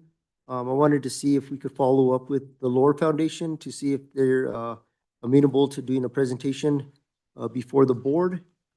At some point in time, I know we had a discussion and you had reached out to them, but we couldn't align our schedules. So maybe if we could talk to them. And then also I was advised by Taos County that their planning department is working on a rough draft for the Unified Development Code, and they are seeking public engagement. And they currently are going to enter into an open comment period for the community. And they would like to do a brief presentation to the board to explain the updates and hopefully have an opportunity in working with the district to engage parents and school staff that live within the community in regards to the Unified Development Code, because that will affect all property owners within the district. So they would like to do a brief 5-minute presentation. And I will get you in contact with the Taos County Planning Department. Any other future topics the board wishes to have discussed? No? Okay, at this time, item 18 is upcoming Taos Municipal School Board meetings. Our next regular school board meeting is May 8th, 2026, to start at 6 p.m. here at the Administration Building. And we will also be having a strategic planning and school governance training scheduled for this Friday, April 24th, here at the Administration Building. It is to start at 1 p.m. And last but not least is adjournment. Item 19, so moved to adjourn. Second. Second from Vice President Spray. All in favor, say aye. Aye. Aye. Any opposed? Okay. Thank you.